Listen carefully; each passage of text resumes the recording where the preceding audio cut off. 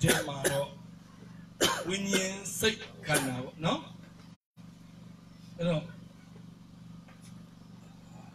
Winning sick canal. I don't know, Yeshu Krigo, getting shape,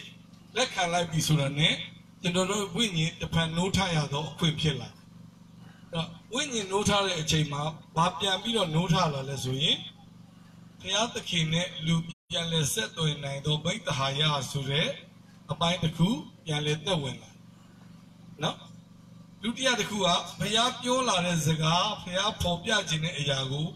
winning up ye, let can Nale Nine, Ya, Ali Inga the coup, and let the Shenlaya. Hello, Ali Jamu, General Otapa, Chile Laya, a quip chiller. But no? Hello, Kuna winning say canna, don't my ma, winning Yale Notala, Dwajam, General winning. Shape that liar, Allah, say by Kanagu by. Don't mind the low the piano chase at love me. A bit when not a Kanagu ye, Beijing Diane. Ni knew that say Tagaro, she may she need a pity. I don't know. And a Piaye, all look your lie. Yanle, she be a Tamia Lado, ye should create up ye. The palm with Walla, General winning that with Piada Lubiola. I don't know. I don't pay a taro, a dashing or dashing to Lubia, and winning Lubia. Saying that Canadi, you knew that she did it. I don't know. I don't get the gym social and Musura, the winning the Beroma Piamadero. A pishy doyen lay, a pip soon doyen lay, Piambiro, Piane, said to a Pietware, or Machiro. Any pansy can look winning a Taura. Bobby. I to Jamulu, you cannot be a sea doing lay, Jalebiro, you cannot be a baby. Panzika, winning the Galeperoma material to Jamulu, they loon dole, Jalebiro, Kanagua, Tamiolare, Panzika, yoke that of Yala of it. The buying up the social moon. Damn it, Eddie, you get in Yala Dane, General winning Nema. Put up your Shimian time out there, a questions the winning or we are winning a leg. General winning in Matakalani Nibiano. I get in Yara name of a Yara, no. Let me any winning Tejaro, General, young like this, who are the winning museum. A being pop the machine are they who are museum and not that be like that. The Kua, I say that. Now that they got a pay attack of Gubiamu loaded. I know, and in Yabi, so the music attack of music time at Tai, that they be yammed. A music, a PSC Kamazula. A Pierre Corn guards, don't know winning name as she there. I met a Pierre Corn guard here, the second Sudan guard. Pima, Kanaguzura, a Pierre Miana. And also, ye, the winning are. Winning name a sheet, come out there a telucor, Quamia Zime, a tegu, Uga, Yashi Pansai Genesuye, Uye, Saint Tegu, a Piasi Kamaya. The Niami, the Noro Saint Tega, Gazema, Tin Yaita Mulu. And I don't Piaga, Yaita Bibi, look your ye, Yaita Bibi, so the Dema will wake up the Shimulu. As ye, the same thing I Yaita Bibi so that I would think my time at the job. Who 20 to a Batuya who look your and to do it. A Tuya be a Batuya less rope, Piaba Mashide Yabe, Tuya. And Yabi Kona the chins to daughter Yariga, take a yaso. And he take a yasura, General winning nego, young sweet love. The Niabi, Bayman no Abeyaula lesson. General winning name a yawla. Piata King a Baymanoa, Shula be Bayawla, that's way. General winning no not a yawla. That's so ye. Piana Lure la Jim with Nita, Pa at 12, since I will. Now to cook Jaza and my Jitare. A question say, though winning no surale, Pa will be orderly. General him a yawn in a Pia, I did Piaga, a question say that though winning if you yawla of it. That's so ye, Piaye, a question say the winning tegu. ကျွန်တော်တို့ကဘယ်လိုမျိုးအသက်ရှင်ထွက်ချင်းဖြစ်စေရမလဲကျွန်တော်တို့အသက်တာတွေကသဘာဝအသက်တွေကဖရာအသက်စီစဉ်ထွက်ရှိလာဖို့ဘယ်လိုအနေအထားမျိုးနေပြီးမှဒီဖရာအသက်ပေါ်ထွန်းခြင်းဖြစ်လာတယ်တနည်းအားဖြင့်ဆိုရင်ကျွန်တော်တို့ရဲ့ဝိညာဉ်ကဖရာသခင်ထဲ့ဝင်ရာနေရာဖြစ်တယ်ကျွန်တော်တို့ရဲ့စိတ်ကဖရာရဲ့ဖြစ်ခြင်းကိုထင်ဟစေတဲ့နေရာတစ်ခုဖြစ်တယ်ခန္ဓာကိုယ်ဒီဖရာသခင်ပေါ်ထွန်းရာနေရာတစ်ခုဖြစ်တယ်အဲ့တော့မှအပြင်ကနေမှလူတွေကအသက်ရှင်တဲ့ဖရာကိုတွေ့မှာဖြစ်တယ်ဒီနည်းဆိုရင်ခရစ်ယာန်ဆိုတာအသက်ရှင်နေတဲ့ခရစ်တော်ကိုတက်တာတွေကရှင်ထွက်အသက်ရှင်နေခြင်းတစ်ခုဖြစ်ဖို့ဘုရားလိုရှိတယ်အာမင်ဒီအခြေအနေကိုဘာခေါ်လဲဆိုတော့လူနဲ့ဘုရားပေါင်းစည်းတာလို့အဲ့လိုအခြေအနေကို God man လို့ခေါ်တယ်အထဲတွေက God အပြင် man အဲ့တော့ကျွန်တော်တို့က man ကဘာလုပ်ထားလဲဆိုတော့ container ခွက်လို့ပဲထဲထဲမှာရှိတဲ့ဘုရားကိုတည်ဆောင်ထားသောသူများဖြစ်တယ်ဘုရားကိုတည်ဆောင်ထားတဲ့သူဖြစ်တယ်ဆိုရင်ကျွန်တော်တို့စိတ်သက်ကကျွန်တော်တို့လှုပ်ချင်တဲ့ဆန္ဒကျွန်တော်တို့ခံစားစိတ်ကျွန်တော်တို့ရဲ့လူအတိအဲ့ဒါတွေအားလုံးခြုံငိမ့်ထားရခြုံငိမ့်ထားတယ်ဆိုတော့တနည်းအားဖြင့်အလုတ်လုတ်ခွင့်မပေးရစဉ်းစားခြင်းတစ်ခုကိုယ့်ရဲ့ခံစားစိတ်ပေါ်မှာယက်တည်တယ်သို့မဟုတ်လို့ရှိရင်ကိုယ့်ရဲ့ဆန္ဒစိတ်ပေါ်မှာမူတည်အသက်ရှင်နေဆိုရင်အလိုလိုနေရင်းနဲ့ဝိညာဉ်ဘက်နဲ့ဆက်သွယ်တဲ့တကားကပိတ်နေအဲ့ဒါဆိုရင်ဖခင်အသက်ကစိတ်သက်ထဲကိုစီးဝေလို့မရတော့ကျမ်းစာထဲမှာရေးထားတယ်ကျွန်တော်တို့ရဲ့စိတ်ကိုဝိညာဉ်ဘက်လှည့်ရင်အသက်ရှင်ရာအကြောင်းတရားဖြစ်တယ်ဟုတ်တယ်နော်ကျွန်တော်တို့ရဲ့စိတ်ကိုခန္ဓာဘက်နဲ့ချိတ်ဆက်ထားရင်တေခြင်းပဲထွက်အဲ့ဒါကြမ်းကြက်ထဲမှာရှိတယ်အဲ့ဒါဆိုရင်ကျွန်တော်တို့ကစိတ်ကဝိညာဉ်ဘက်ဘယ်လိုလှည့်တယ်လဲစိတ်ကခန္ဓာဘက်လှည့်တယ်ဆိုတာဘယ်လိုလဲလို့ကျွန်တော်တို့ကရှင်းရှင်းလင်းလင်းသိမြင်မှုလိုတာပေါ့မသိမြင်ရင်စိတ်ဘက်လှည့်လားစိတ်ကဝိညာဉ်ဘက်လှည့်လားခန္ဓာဘက်လှည့်လားဆိုတာဘယ်လိုမျိုးကျွန်တော်တို့သိရှိရအောင်မသိရင်ဘယ်လိုအမှားပြင်နော်အဲ့တော့အဲ့ဒီအရာကိုသိဖို့ဆိုရင်တကယ်တမ်းဆိုစိတ်ကဝိညာဉ်ပဲလှည့်တယ်ဆိုတာဖះအကြောင်းစဉ်းစားတာပဲကိုဖြစ်ချင်တာကိုရဲ့စန္ဒစဉ်းစားရအောင်ဟုတ်လားကိုရဲ့ခံစားနေရတဲ့အရာမစဉ်းစားရအောင်ဟိုလူအကြောင်းဒီလူအကြောင်းမစဉ်းစားရအောင်ဘာသာရေးကျင့်စဉ်ကစိတ်ကိုတည်ငြိမ်အောင်ကျင့်တဲ့အရာသူတို့သိတယ်အာယုံတစ်ခုစူးစိုက်ဖို့နော်ကျွန်တော်တို့ကအဲ့ဒီအရာကိုတိတ်နားမလဲတော့ဒီအာယုံစူးစိုက်ခြင်းအရာကိုအလေးအကျင့်မလုပ်တတ်ဘူးတနည်းအားဖြင့်အကျင့်မပါသောယုံကြည်ခြင်းဒီအသေးဖြစ်တယ်ဆိုတာဘာအကျင့်ကိုပြောတာလဲဆိုရင်ဖခင်အသက်ရှင်ခြင်းကိုလူကခွင့်ပြုသောအကျင့်အဲ့ဒီပြည့်ညက်တရားကိုလိုက်လျှောက်ရမယ်အကျင့်ကိုပြောနေတာမဟုတ်ပါရိရှဲရဲ့အကျင့်ထက်မလွန်မသာရင်ကောင်းကင်နိုင်ငံကိုမဝင်ရဘူးလို့ဆိုတဲ့အချက်ကပါရိရှဲရဲ့အကျင့်ကဘာအကျင့်လဲတရားကိုလိုက်နာဆောင်ထိန်လို့အတွက်ကိုကျင့်တရားပေါ်မှာအမိပြုတဲ့အကျင့်ဟုတ်လားဒါဆိုရင်ပါရိရှဲတဲ့တာလုံးနဲ့အကျင့်ဆိုတာဘာအကျင့်လဲအသက်ရှင်သောဝိညာဉ်တော်ဤတရားကိုခွင့်ပြုလောက်ဆောင်ပေးဖို့အတွက်ခွင့်ပြုတဲ့အကျင့်ဟုတ်လားကိုယ့်ရဲ့ကိုကျင့်တရားပေါ်မှာမမီကိုပဲနဲ့ကောင်းမြတ်တဲ့ဘုရားသခင်ရဲ့လှုပ်ပေးခြင်းကိုအသက်တာထဲမှာခွင့်ပြုတဲ့အကျင့်အဲ့ဒီအကျင့်ဒီပါရိရှဲတဲ့တာလုံးနဲ့အကျင့်ဖြစ်တယ်ဟုတ်တယ်နော်အဲ့တော့ပါရိရှဲတဲ့အကျင့်တဲ့မလွန်မသာရင်ကောင်းကင်နိုင်ငံကိုမဝင်ရဘူးလို့ဘုရားကကျမ်းစာမှာပြောထားပြီးသားဖြစ်တယ်ကလေးတငယ်လိုပြောင်းလဲ၍မခံမယူထိုသူဒီကောင်းကင်နိုင်ငံကိုမဝင်ရနော်ကလေးတငယ်လိုပြောင်းလဲခံယူပါလို့ပြောရင်ကျွန်တော်တို့အခုလက်ရှိခံယူจิตသုံးနေတဲ့အသက်ရှင်ခြင်းကကလေးတငယ်ကဲ့သို့မဟုတ်ဘူးလို့ဘုရားပြောနေတာ ਨੇ အတူတူပဲဒါကြောင့်မလို့ပြောင်းလဲပြီးတော့ကိုခံယူဖို့လိုတယ် ဒါဆိုကလေးတငယ်လိုပြောင်းလဲ၍မခံမယူလို့ပြောတာဘာကိုဆိုလိုတယ်လဲနောက်ကလေးတငယ်တယောက်ကိုယေရှုကပွေ့ချပြီးလို့ရှင်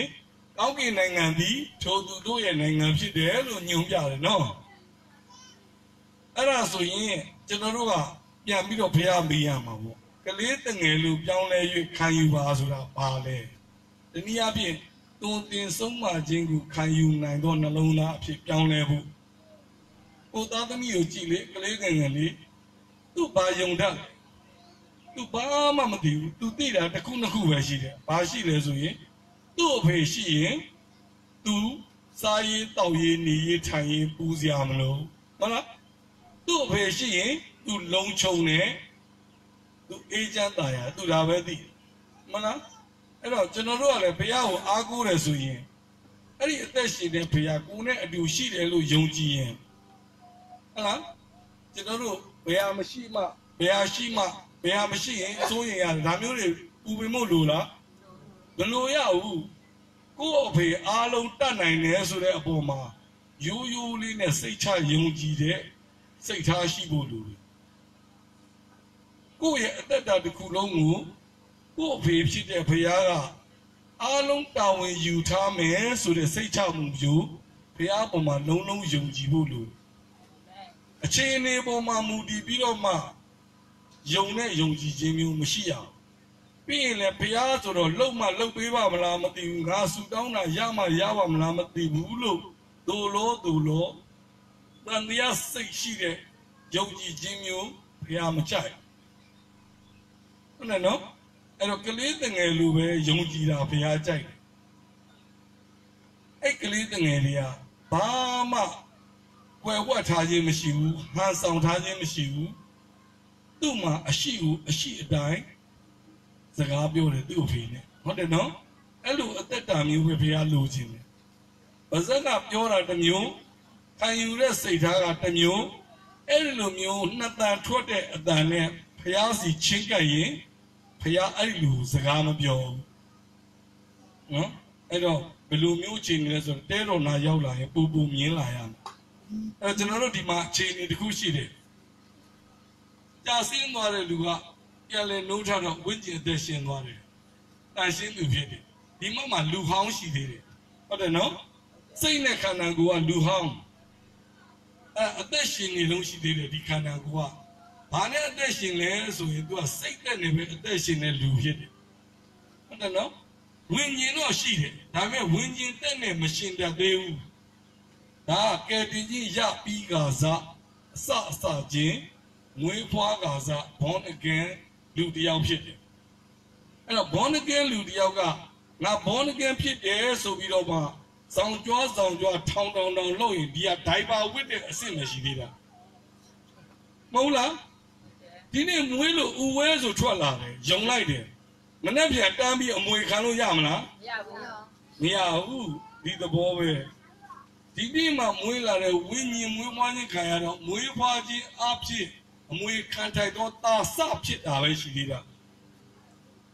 သူကမွေးရပါရပိုင်ခွင့်တော့ရပြီတော်ဆက်ချင်းကြောင်ရပြီဒါပေမဲ့ခုချက်ချင်းရနိုင်လားမရနိုင်သေးဘူး तू ကအစာစားဖို့လိုသေးတယ်လေကြီးထွားဖို့လိုသေးတယ်အဲ့ဒါသူ့ကိုပြုပြင်တုံသင်ပေးဖို့လိုသေးတယ်ဘာဖြစ်လို့လဲဆိုဒီဘက်မှာမွေးဖွားလာတဲ့ဇာတိပဂတိအားဖြင့်မွေးဖွားလာတာဒီအလုံးတစ်စင်တတ်ဆင်ပေးဖို့လိုသေးတယ်အဲ့တော့လူဟောင်းနဲ့လူသစ်နဲ့နှစ်ယောက်ရှိတယ်ဆိုတာလူတစ်ယောက်ထဲမှာလူနှစ်ယောက်ဖြစ်တယ်တခင်ကနှစ်ယောက်ဖြစ်သွားရောဒီဘက်ကတော့ခရစ်တော်ရဲ့အသက်နဲ့ရှိတယ်ဒီခန္ဓာကိုယ်ရဲ့ကြတော့နတ်ဆိုးရှိနေပြီအဲ့တော့စိတ်သက်နဲ့ရှင်တဲ့လူကဘယ်အသက်နဲ့ပဲရှင်တာများလဲဆိုအလိုလိုဒီဘက်အထဲမှာပဲအသက်နဲ့ရှင်ရင်ဒီစိတ်သက်အတိတရားကဒီခန္ဓာကိုယ်ထဲမှာရှိတဲ့အပြစ်တရားရဲ့ချုပ်နှောင်ထားခြင်းခံထားရပြီးသားဖြစ်တယ်မွေးကနေကအဲ့တော့စိတ်သက်နဲ့ရှင်ရင်လည်းသူကကြာရှုံးတဲ့အသက်တာပဲဖြစ်တယ်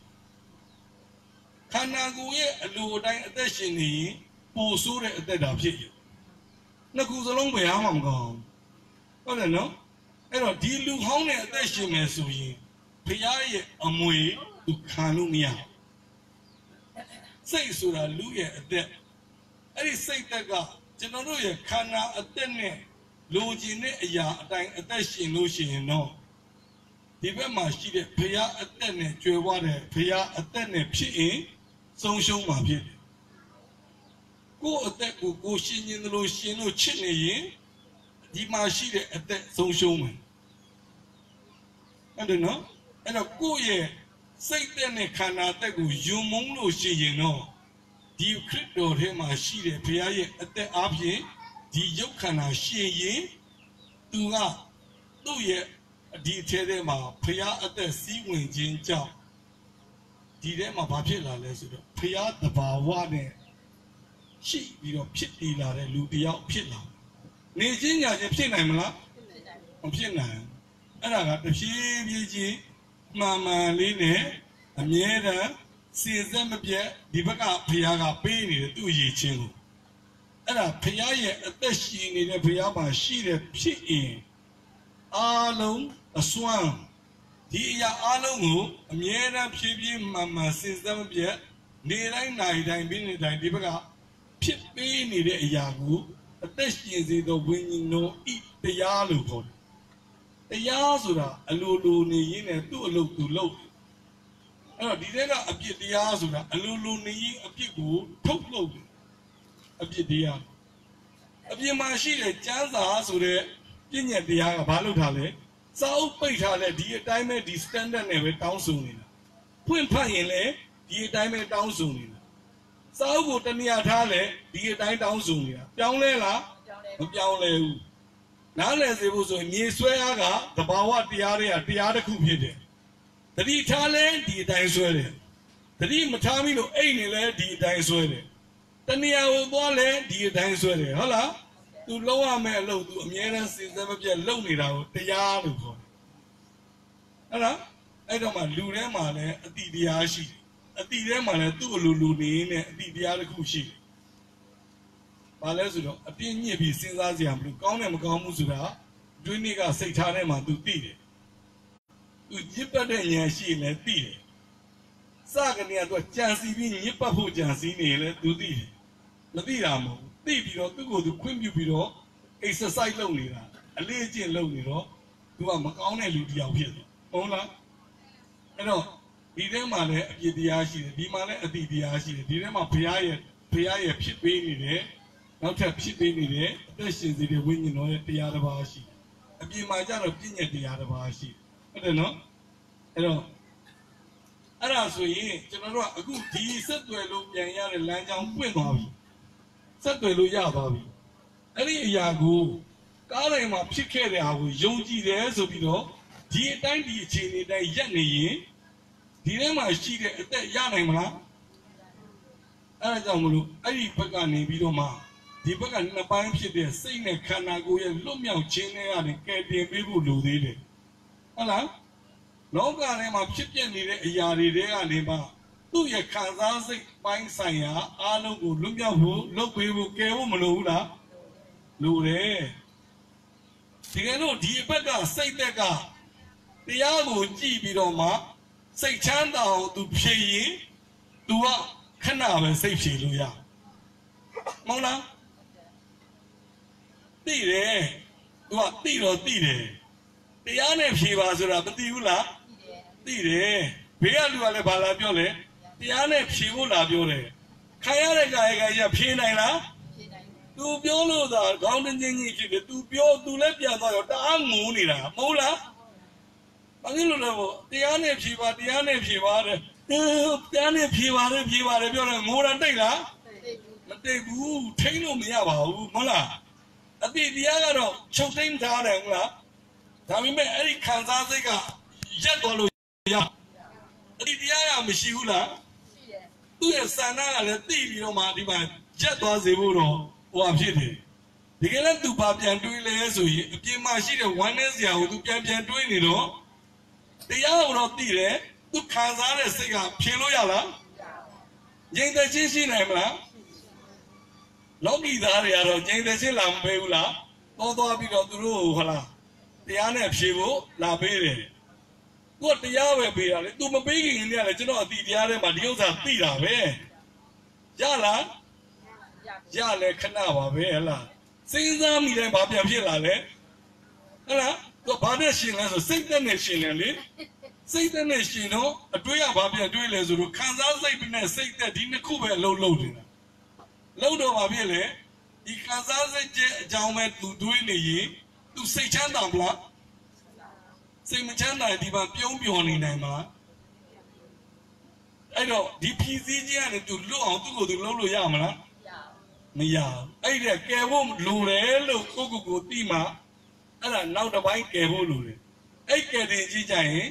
ခုနယုံခဲ့တယ်ဘုရားကိုယုံကြည်လက်ခံတာဆိုတာနဲ့ဒီကယ်တင်ကြီးရမလားဟမ်မရဘူးလေမဟုတ်လားအဲ့ကယ်တင်ကြီးကဘယ်လာလဲဆိုတော့ဒီဝိညာဉ်တွေကနေမှလာကယ်မရတာဟုတ်လှုပ်ခဲ့တဲ့ကယ်တင်ခြင်းကိုသွားယုံတာနဲ့လှုပ်ပေးမဲ့ကယ်တင်ခြင်းနဲ့မတူဘူးဟုတ်တယ်နော်လှုပ်ပေးခဲ့တဲ့ကယ်တင်ခြင်းကို objective salvation လို့ခေါ်တယ်အင်္ဂလိပ်လိုတော့လှုပ်ပေးနေပြီးတော့ဆက်ပြီးတော့လှုပ်ပေးနေအောင်မဲ့ကယ်တင်ခြင်းကြလို့ရှိရင် subjective salvation လို့ခေါ်တယ်အဲ့တော့ကယ်တင်ခြင်းဆုံးရှုံးနိုင်လားဆိုရင်ပြန်မေးရမယ်ခင်ဗျားပြောနေတဲ့ကယ်တင်ခြင်းကဘယ်ကယ်တင်ခြင်းလဲလို့တေးရင်ငရဲမသွားရဘူးဆိုတဲ့ကယ်တင်ခြင်းကတော့ဘယ်တော့မှမဆုံးရှုံးဘူးလို့ဒါပေမဲ့လောကငရဲတွေကနေလွတ်မြောက်ဖို့တော့ကျွန်တော်ရဲ့စိတ်နဲ့ခန္ဓာလွတ်မြောက်ခြင်းရဖို့တော့ဝိညာဉ်တွေကအသက်ရှင်စေတဲ့ဝိညာဉ်တော်ကကယ်တင်ပေးဖို့လိုသေးတယ်ဒီအရာကြတော့ယုံလို့မရဘူးဟုတ်တယ်နော်ယုံတယ်ဆိုလို့မရဘူးဒီဘက်အပိုင်းကခွင့်ပြုပါရလူကခွင့်မပြုရင်တရားတဲ့ဖရားကမတရားဘာမှလုပ်လို့မရဘူးဟုတ်လားအဲ့တော့ဒီတရားတဲ့ဘုရားကတရားတစ်ဖြစ်လာပြီးတော့ဒီတဲကိုစီးဝင်ခွင့်ပြုမှဒီဘုရားကသူ့နယ်နိမိတ်ကိုကျေပြန့်စွာဖဲဖြည့်ပေးလို့ရဟုတ်လားဒီဘက်မှာရှိတဲ့ထဲ့ဝင်ရအိုးကဒီဘက်အဖုံးပိတ်ထားရင်ဒီဘက်ကထဲ့ပေးလို့မရဘူးနောက်တနည်းအားဖြင့်ဒီစိတ်ထားကမာနရှိရင်လည်းနူးညံ့ပျော်ပြောင်းတဲ့ဥစ္စာဘုရားထဲ့ပေးလို့မရဟုတ်တယ်နော်ကိုတန်ရှင်းပါတယ်လို့ယုံကြည်ထားရင်တန်ရှင်းမြင့်မြတ်တဲ့ဘုရားရဲ့တန်ရှင်းခြင်းထပ်ထည့်ပေးလို့မရဗျာဟုတ်လားသူကသူ့ကိုယ်သူအတိတရားသူသိတယ်လို့သူလက်ခံထားရင်ဘုရားရဲ့အတိဉာဏ်ပညာဒီလူတဲ့ထည့်ပေးလို့မရဗျာဟုတ်လားပိတ်ပေါက်အများကြီးရှိတယ်ပိတ်ပြီးတော့မှဘုရားရဲ့ကောင်းကြီးဝင်လို့မရအောင်ကိုတကားပိတ်ထားတဲ့ပိတ်ပေါက်ပေါင်းများစွာရှိဟုတ်လားတရားကကောင်းကြီးပေးမနေဘူးလားပေးနေတယ်အခုမီးစက်ကမီးပေးနေကျွန်တော်ဒီမှာခလောက်ပိတ်ထားရင်မီးလာမလားအဲ့ဒီ switch က on ပေးမှရမယ်လေမဟုတ်လားဒီခလောက်ကိုထိတွေ့ပေးမှရမယ်ဒါကြောင့်ခုနပြောတဲ့စိတ်ပိုင်းဆိုင်ရာကိုဝိညာဉ်ဘက်နဲ့လှည့်ပြီးတော့မှစန္ဒတည်လေဘုရားပေးနေတဲ့အရာနဲ့စန္ဒပြုခြင်းတူညီမှပေးလို့ရတယ်စန္ဒမရှိရင်ဘုရားလုပ်ပေးလို့မရဘူးလူတိုင်းဘုရားရဲ့ဖြစ်ချင်းကိုမလိုချင်ဘူးလားလို့မေးရင်လိုချင်တာပေါ့ဗျာလို့ပြောမယ်ဒီလိုပါဇက်နဲ့လိုချင်တယ်ဆိုတဲ့စိတ်ဆန္ဒကဒီလိုပစ္စည်းညောက်တော့လေဆိုတကားမပွင့်ဘူး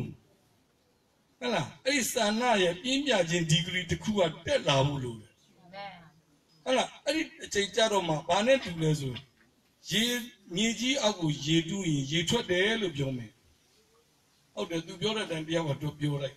အေးဗျာခင်ဗျားပြောတဲ့အတိုင်းကျွန်တော်ရေတူးလိုက်တယ်ရေထွက်ဟိုတယောက်ကပြောတယ်ခင်ဗျားပြောတဲ့အတိုင်းကျွန်တော်ရေတူးတာရေမထွက်ဘူးရေမထွက်ဘူးဆိုရင်ပြန်စစ်ရမှာမဟုတ်လားထွက်တယ်လို့တော့ထွက်သွားပြီဆိုတော့ဘာပြောစရာရေမထွက်ဘူးဆိုတော့အစမေးရတယ်ခင်ဗျားရေတွင်းကိုဘယ်လိုတူးလဲ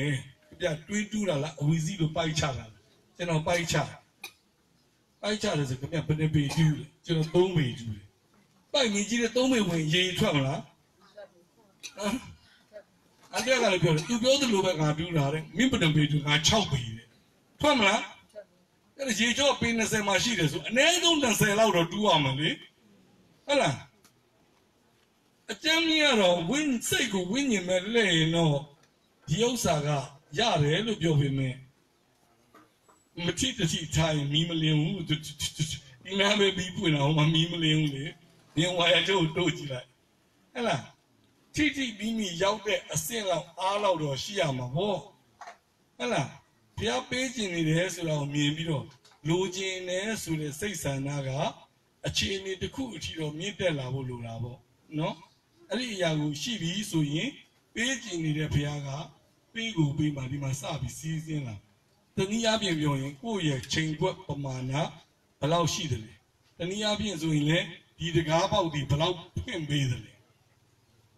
နည်းနည်းလေးပဲဖွင့်နေဆိုစိတ်ဝင်တယ်လို့ပဲတရက်မှ20လောက်ပဲကြာမဟုတ်လားအဲ့ဒါ तू ကနည်းနည်းလေးပဲဖွင့်တာမပွင့်ဘူးလားဆိုတော့လည်းမပွင့်လားဆိုတော့ကားတရားမှာသွားကြည့်လိုက်နော်တန်ဆူးတယ်လေနည်းနည်းရော့တယ် तू က9ရက်လောက်မှနည်းနည်းတည်တာအပေါက်လေးတော့ရှိတယ်နောက်တစ်ချို့ကြောင်မပေါက်လိုက်တာနဲ့ဒီနေ့ထိုးလိုက်3မိနစ်4မိနစ်မကြောက်ပြန်ပြတော့ဘာလို့အပေါက်ကိုကြီးတာ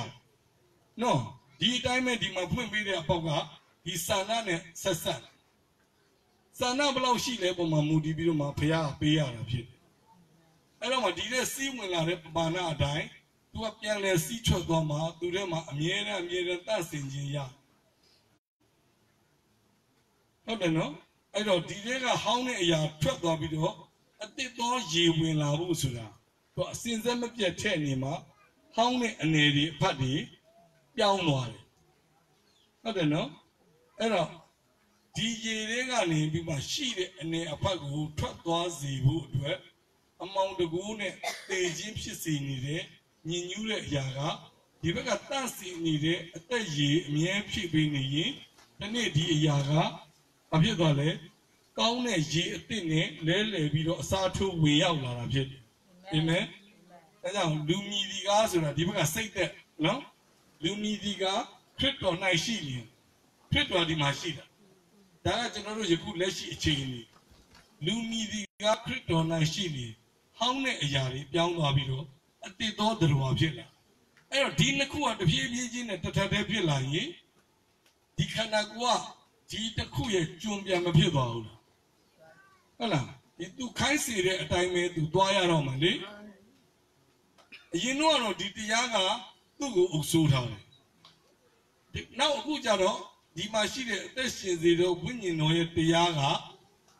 သူလက်မချော့သွားပြီးမလုံနိုင်တော့ဘူးဆိုတဲ့အခြေအနေကြတော့မှဒီတရားကဒီဘက်ကို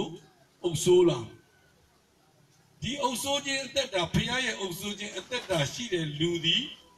သူလှုပ်ချင်တဲ့အလုပ်တိုင်းသူမလုပ်တော့ဘဲနဲ့သူဒီဝိညာဉ်တော်စေခိုင်းတဲ့အတိုင်းရှောက်လန်းသွားတဲ့ခန္ဓာကိုယ်တစ်ခုဖြစ်သွားဟုတ်လားဆိုရင်ဒီပုံစံကြည့်မှကျွန်တော်တို့ကအသက်ရှင်ရာလမ်းကြောင်းတစ်ခုကိုစမြင်လာလူထဲမှာရှိတဲ့ဝိညာဉ်စိတ်ခန္ဓာဒီမှာတန်ရှင်းနေဒီမှာတန်ရှင်းမှုလူသေးတယ်ဟုတ်တယ်နော်အဲ့အပိုင်းမြင်မှကျွန်တော်တို့တန့်စင်ခံမှုလူတယ်ဆိုတာဝင်ခံပြီးတော့အသက်ရှင်မှုလူတယ်ဒါဆိုရင်အသက်ရှင်စေတဲ့ဝိညာဉ်တော်ကလက်တွေ့အရိမြုံမှုကြီးတဲ့နေ့ကနေစပြီးတော့မှဆက်လက်ပြီးတော့ကယ်ထုတ်သွားမယ်ဘယ်အထိလဲဆိုရင်ဂျေရုဆလင်မြို့တစ်ဖြစ်တည်သွားတဲ့အထိတနည်းအားဖြင့်ပြောရင်နို့နဲ့ပြားရည်စီးရခန္ဓာပြည်တဲ့ရောက်သည့်အထိခေါ်သွားမှာအဲ့တော့ခေါ်တဲ့လူတွေတော့အများကြီးရှိတယ်ထဲထဲဝင်သွားရတဲ့လူနည်းနည်းပဲရှိတယ်မောရှိအပြင်အီဂျစ်ကနေထုတ်လာတဲ့လူတွေများစွာရှိတော်လဲပဲတောထဲမှာအနှစ်40ညီးညူခြင်းကြောင့်ရွာလဲနေတာတကယ်တော့ဝင်သွားတော့အနှစ်40တောထဲမှာလဲနေရင်းနဲ့ငွေကြိုက်ခံရတဲ့လူရှိတယ်တည်သွားတဲ့လူရှိတယ်နောက်ထပ်မွေးလာတဲ့လူတွေရှိတယ်ဘယ်လိုလူတွေပဲဝင်သွားရတယ်လဲဆိုရင်အသက်20အောက်မွေးလာတဲ့ကလေးတွေဒါဆိုရင်တောထဲမှာအနှစ်40နေပြီးတော့မှအသက်20အောက်ဆိုရင်ဟိုအီဂျစ်ကထွက်လာတဲ့လူဟုတ်လားမဟုတ်ဘူးဆိုတာသိကြတယ်ဟုတ်တယ်နော်ဒီတောထဲမှာမွေးလာတဲ့လူသစ်တွေပဲအထဲထဲဝင်သွားတယ်လူဟောင်းအလုံးတေပြီးကြံခဲ့ရတယ်ဆိုတာကိုပြောချင်တာဖြစ်တယ်အဲ့ဒီခါနန်ပြည်ဆိုတဲ့နှုံးနယ်ပြားရည်စီးရအမွေခံနယ်မြေကိုလူသစ်ပဲဝင်လို့ရတယ်ဒီလူဟောင်းဆိုတဲ့လူဟောင်းဝင်လို့မရဘူးဒါကအစ်စ်မွေးဖွားလာတဲ့လူ ဒါကအဟောင်းအဲ့တော့ဒီအဟောင်းကဝင်စားလို့မရဟုတ်တယ်နော်အဲ့တော့လူသစ်ဖြစ်ခြင်းကပဲဝင်စားသွားလို့ရတယ်အဲ့တော့လူသစ်ဖြစ်ခြင်းကျွန်တော်တို့လူဟောင်းကလူသစ်ဖြစ်ဖို့လိုတယ်လူကောင်းကိုလူကောင်းဖြစ်အောင်ဘုရားမလုပ်ဘူးလူဆိုးကိုလည်းလူကောင်းဖြစ်အောင်မလုပ်ဘူးလူဟောင်းကိုလူသစ်အဖြစ်ပြောင်းပေးလိုက်တာအာမင်အဲ့ဒီပြောင်းလဲပေးလိုက်တဲ့လူသစ်ကိုဖန်ဆင်းခြင်းအသစ်လို့ခေါ်တာဝိညာဉ်ကအသစ်ပြန်လည်မွေးဖွားလာတဲ့ born again စိတ်နဲ့သေနိုင်တဲ့ခန္ဓာကိုယ်ကလူဟောင်းဖန်ဆင်းခြင်းအဟောင်းဒါဆိုရင်ခန္ဓာကိုယ်ရှင်းနေရင်ဒီလူဟောင်းစိတ်ဓာတ်နဲ့မရှင်ရဘူးဝိညာဉ်ပိုင်းဆိုင်ရာရဲ့အသစ်ဖြစ်ခြင်းတွေကိုအာယုံစိုက်ပြီးတော့ပဲအသက်ရှင်ရတယ်အသက်ရှင်ရင်အဲ့ဒီအသက်ရှင်ခြင်းရဲ့ထမြောက်ရာအကြောင်းကဒီသေးနေတဲ့လူကိုထမြောက်စေမယ့်အကျိုးတရားထွက်ပေါ်လာမှာဖြစ်တယ်ဟုတ်တယ်နော်ကိုကျင့်လို့ထမြောက်လာတာမဟုတ်ဘူးယေရှုကပြောတယ်ငါဒီထမြောက်ရာအကြောင်းဖြစ်တယ်ဒီအကြောင်းတရားကြောင့်အကျိုးတရားတစ်ခုခန္ဓာကိုယ်ကထွက်ပေါ်လာတာဖြစ်တယ်ကျမ်းပါတော်ဝင်မြတ်အကျိုးအကြောင်းဆက်ဆက်မှုအရာနားလည်တတ်တယ်ကျွန်တော်တို့ကအကျိုးအကြောင်းဆက်ဆက်မှုနားမလည်တော့ငါကထမြောက်ရာအကြောင်းဖြစ်တယ်တဲ့ငါကနင့်ကိုထမြောက်စေလိုက်ပြီလို့လာဇလုကိုမပြောဘူးပြောပါလေအားရပြောတယ်အော်သခင်သာရှိရင်ကျမမောင်မသိရဘူးတဲ့ဟုတ်လားသူတို့ကရှိမှရှင်မယ်လို့ထင်တယ်ငါဒီထမြောက်ရာအကြောင်းဖြစ်တယ်ဆိုတော့လေသူကနားမလည်ပြန်သူတို့ထမြောက်ရာအကြောင်းဆိုတာကသေသွားပြီးဒီခန္ဓာကိုယ်ကသေတဲ့နေရာကနောက်ပိုင်းစီရင်မဲ့တည့်ရကြထမြောက်လာမယ်ဆိုတာတော့သိတယ်တဲ့ဒါပေမဲ့ယေရှုကဘာလုပ်ပြလဲသူကထမြောက်ရာအကြောင်းဖြစ်လို့သူ့ရဲ့နှုတ်တော်ထွက်အားဖြင့်ထမြောက်စေလိုက်ရင်သေနေတဲ့လူကထလာတာမဟုတ်လားအဲ့တော့အခုထမြောက်ရာအကြောင်းဖြစ်တဲ့ယေရှုရဲ့ဝိညာဉ်ကဒီမှာရှိတယ်အဲ့ထမြောက်ရာအကြောင်းကထမြောက်ခြင်းအကျိုးတရားကိုရရှိခံစားစေဖို့ငါလာတည်းငါတိုးတွေကိုအသက်လူယုံများမကအထူးသဖြင့်ကြွယ်ဝတဲ့အသက်ဆိုတဲ့ဘုရားအသက်အားဖြင့်ဒီလူခံစားရရှိစေဖို့အခုလောကထဲမှာရှိတဲ့လူခံစားဆန်စားနိုင်ရစေဖို့သူလာရတာ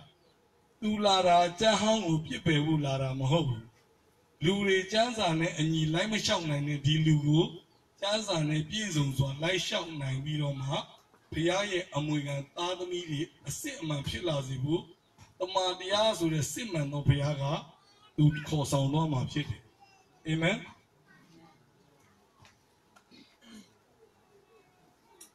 ဒါကြောင့်အခုအသက်ရှင်သောကယ်တင်ခြင်းကိုလုပ်ပေးနေပါဒီမှာဆိုရင်အာရန်နဲ့ကမွေးဖွားလာသောလူဟောင်းတနည်းအားဖြင့်ဆိုအမေမိဘရဲ့ဘွမ်းနဲ့ကထွက်လာတယ်ဒီဘက်ကြလို့ရှိရင်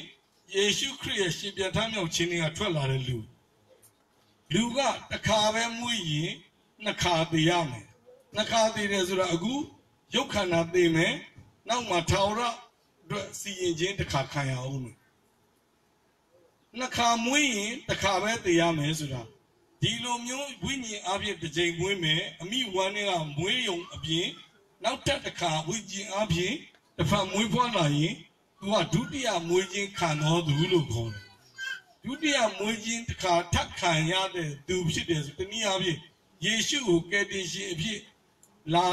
လာတယ်ဆိုတာကိုလက်ခံရင်သူကဒီရုပ်ခန္ဓာတစ်ခုပဲသိတယ်